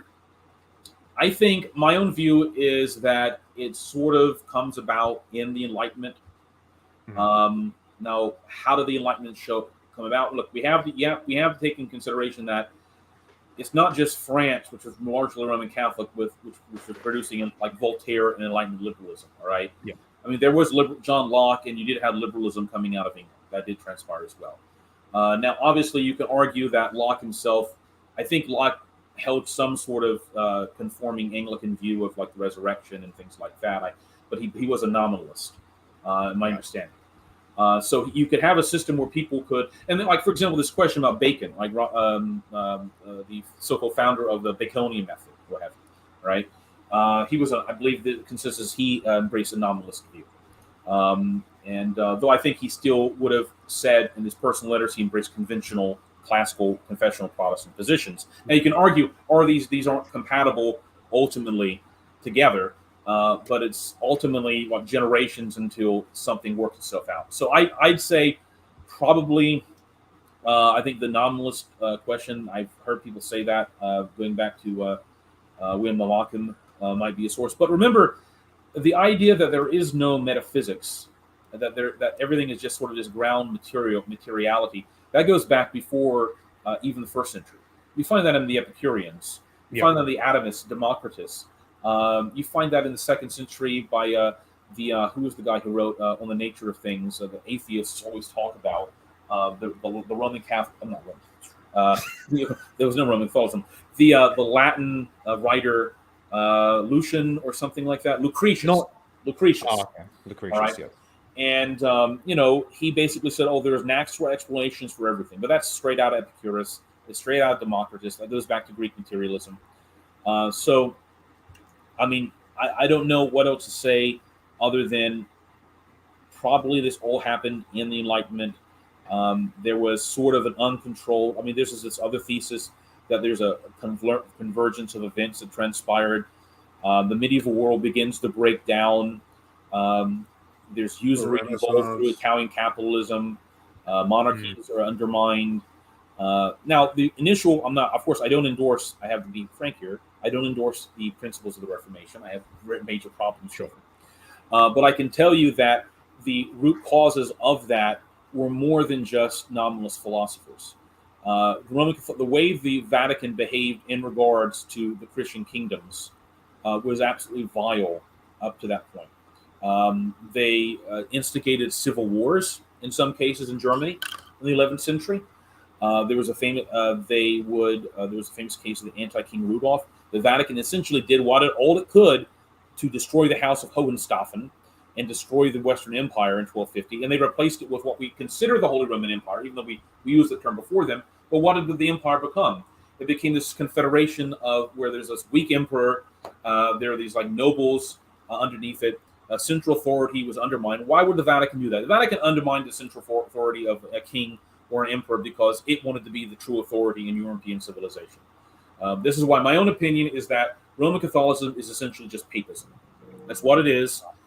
Doc, because you can have Pope. I can guarantee you, Pope Francis does not care about the filioque one way or the other, any other doctrine issues. He'll sign anything, all right. But what do the people now that he's still a heretic? But the issues around him, or they want to use the Vatican like it's always been used as a center of control, all right. And there are various historical explanations how that happened, but I think it's a confluence of events. Christian kingdom and kings are undermined. There is initially a royalism that is associated with the Reformation in many areas, but the inability from the 11th through the 15th century of the Vatican to actually just accept things as simple as married priests, all right, drove massive amounts of resentment and problems over and over and over again, to the point where they had the interregnum in 1550 in Germany, where the conclusion was that they would have married priests and they'd have some parts of Roman Catholicism and some parts of Lutheranism, but it was still more on a Roman Catholic basis, but they'd have married priests. Vatican wouldn't accept that. And Melanchthon said that, look, we have 40,000 priests with their wives and their 8 or 9 children. We simply just can't say kick out all these wives and children. All right. So if you presented the average German priest in Prussia or whatever in 1550 with, okay, get rid of your wife and your 10 kids, or be semi-Lutheran, well, whether you like it or not, whether you agree with it or not, they're simply going to go with the one that doesn't tell them to just kick out their wife and kids. All right. That doesn't mean they didn't have, doctrinal position. I'm not trying to say that all, but there are various influences. So I think you can point that to it, but there's also the breakdown of the European system, through nominalism. I think that's a valid point.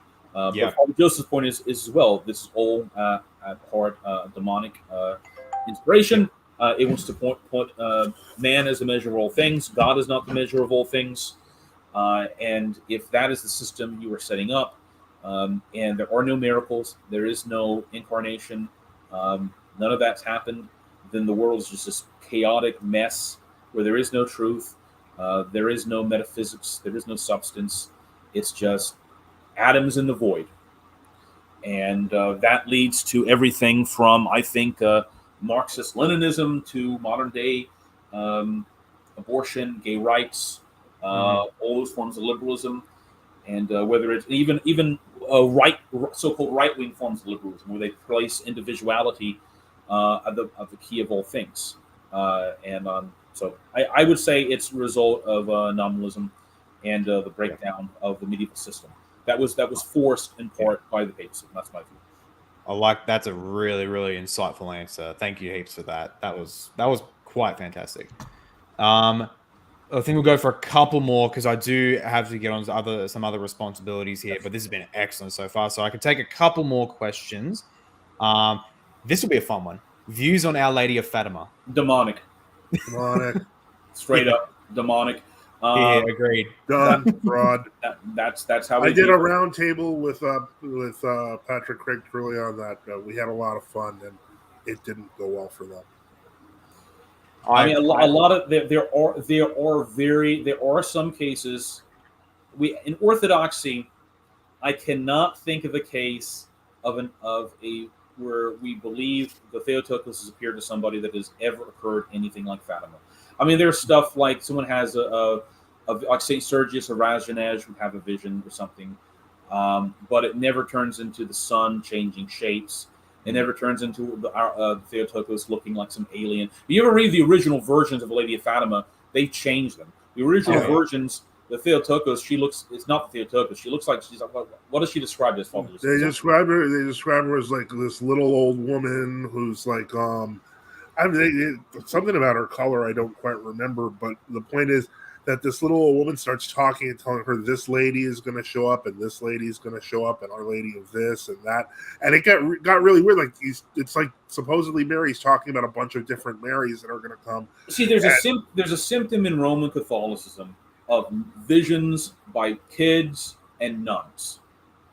Vladika John, our metropolitan, he was raised Roman Catholic. He went through the seminary. So he knew. He said the priest would always say, if you have a confession from a nun or some woman comes to you and tells you, just try to ignore it all, because they're just coming up with all kinds of crazy stuff. All right.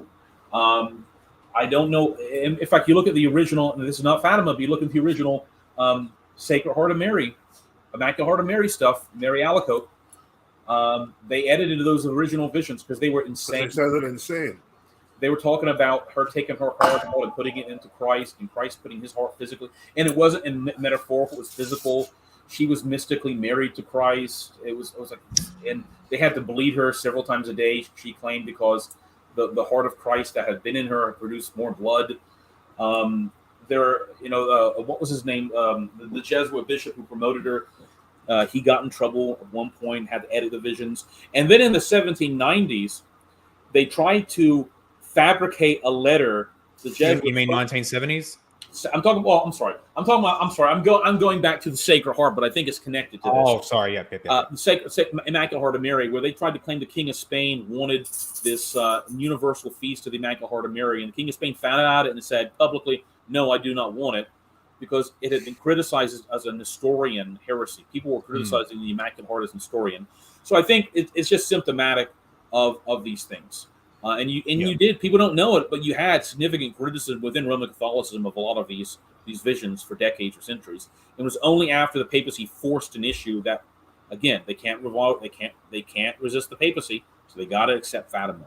All right, and it gets to the point where you now got this even more insane stuff coming out of Croatia in the 90s, where Medjugorje, where supposedly the Virgin Mary was. That one, I think that one died off because the seer ended up getting pregnant by her bodyguard.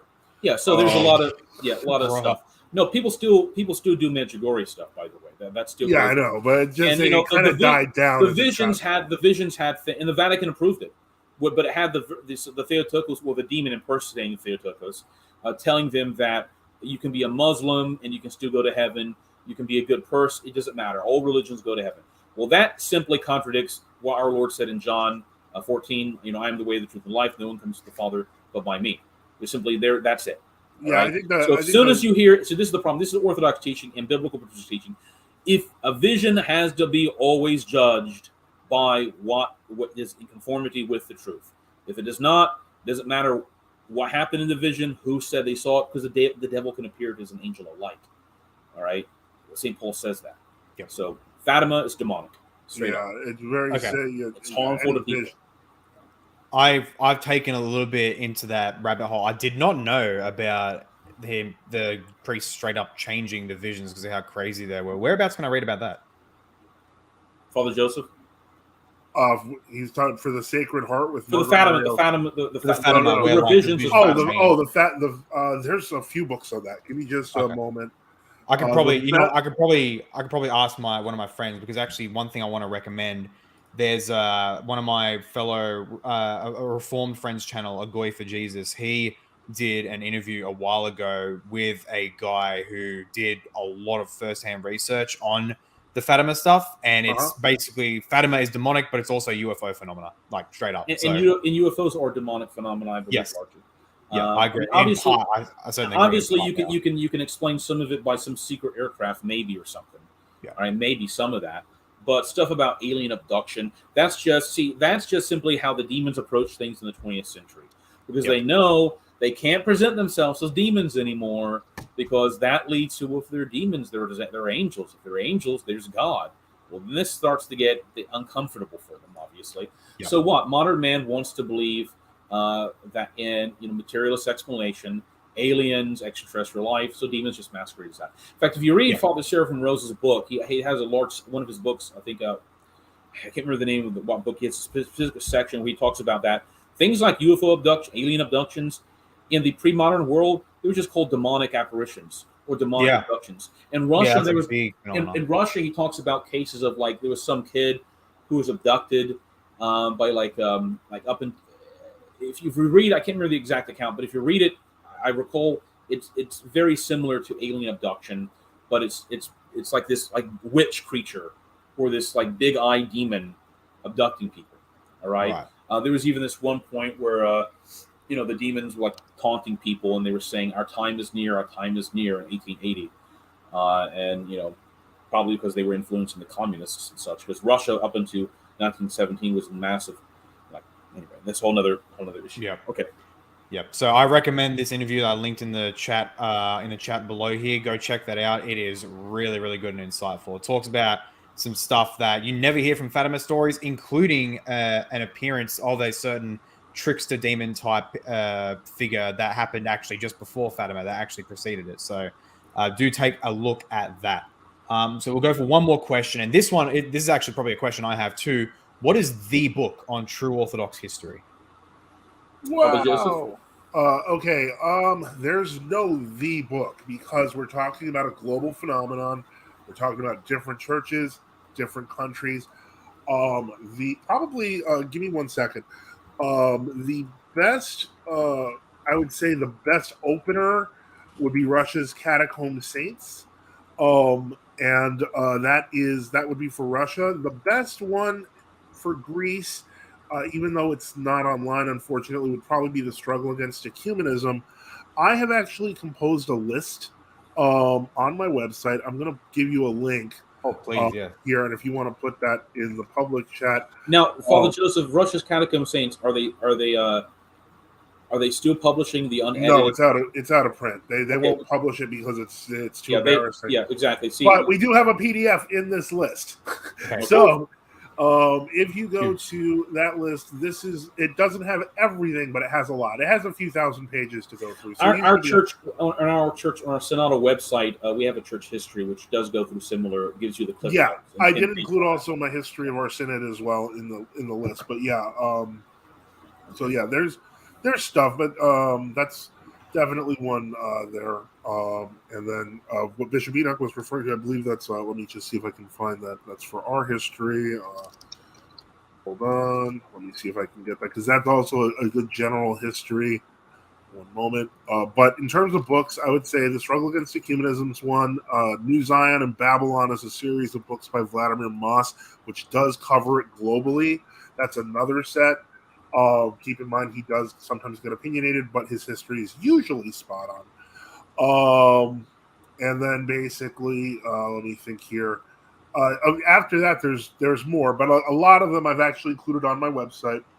And that's my personal website, not NFTU, but that has a running list. It doesn't have the WCC documents that I'm still looking for, because that would just complete it. But yeah, that's a pretty complete list, except for the Struggle Against Ecumenism.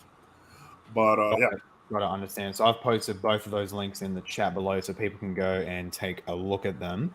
Mm-hmm. And I think with all that said, there was a bunch of questions you went through, but unfortunately we have already gone well past the 3-hour mark, and there are other things I have to get to, and I don't want to be inconveniencing you gentlemen either. But otherwise, gentlemen, Father Suaidan and Bishop Enoch, thank you so much for coming on today. I'm not going to lie, my brain is ever so slightly, shall we say, hurting because of all the info you just dumped in so short a time. Honestly, it's actually fantastic. I don't know if there's even just a basic rundown of True Orthodox history. I think we covered most of the basics. Most of the basics. Okay, wow. So there's still more to go. Oh dear. Well, the problem is this: any history of a curious. See, when we say obviously True Orthodox history, we are self-identify. We are the Orthodox Church. Yeah, right. It's a specific phenomena. Exactly. Specific, What is called that True Orthodox history from 1920 onward, you're dealing with a lot of individuals, millions of people, a lot of events would happen, a lot of books, a lot of things transpired. We can only give in a 3-hour period or 2-hour, whatever. I don't know how long we've been. 3 hours, 10 minutes. Yeah. Okay. Well, we can only give very basic information and go into some important details here and there. I mean, if you talk to somebody from Romania, True Orthodox Christian from Romania, they could probably give you 10 or 12 books in Romania if they read in English, and they could say, look, here is where so and so bishop was tortured to death by the communists. Here is where the Masons burned these people alive in a church or something like that. And here's whatever. I mean, that's just stuff I wouldn't know about because that's local history in some village in Transylvania. That's the other thing that I will say is also kind of, even though my list is big, it's kind of misleading because of the fact that if you go to a Greek church, they'll have a lot more information about the Greek church. If you go to a Russian church, they'll have a lot more information about the Russian church. Our church, we can give you history. We can give you a lot of history as well. It's just, it's so big. There's no the book, because if we're going by the closest, New Zion and Babylon, which is Vladimir Moss's, is like 7 volumes. Well, the closest anybody ever recommended was Agony in the Garden. But that's just Greece. Yeah, I know. It's never been translated into English either. Sure, Yeah. And that's like, I think, 1,000 pages. Yeah. Yeah. So there is actually one more really quick one we can look at, and then we'll finally call it here. Because I might be interested in this as well. Do you have a list, even though not fully complete, of true or genuine Orthodox churches around the world? No. You would have the closest you can get is if you go to my Gab and you go to the hashtag True Orthodox Churches. I have included a list of synods, which would then have their lists of national dioceses, parishes. We're talking about 2 to 250 True Orthodox bishops throughout the world. Each one of them has parishes. We'll get there. We've just started to move this. I've started to move this into a full-time project. I will eventually start getting to a global map, but not anytime soon. I'm still working on America. Fair enough. Well, that's fascinating stuff. Anyway, gentlemen, Father Joseph Suaidan and Bishop Enoch, thank you, gentlemen, so much for coming on. Super educational. And likewise, ladies and gentlemen, I hope everyone who's been able to stay through this entire thing, I still have a pretty decent viewership despite going for over 3 hours now.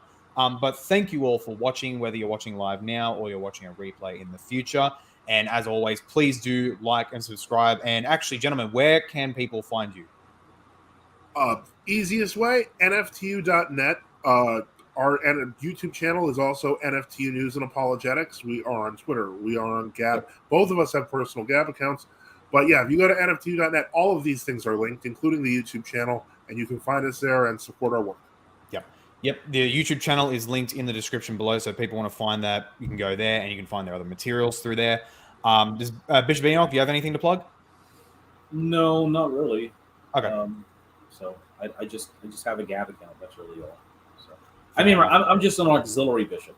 So I'm not really in charge of anything. I mean, where our ruling bishop sends me to do things, I do things. Mm-hmm. I'm one step above being a priest. So Sure. Well, gentlemen, thank you so much for coming on.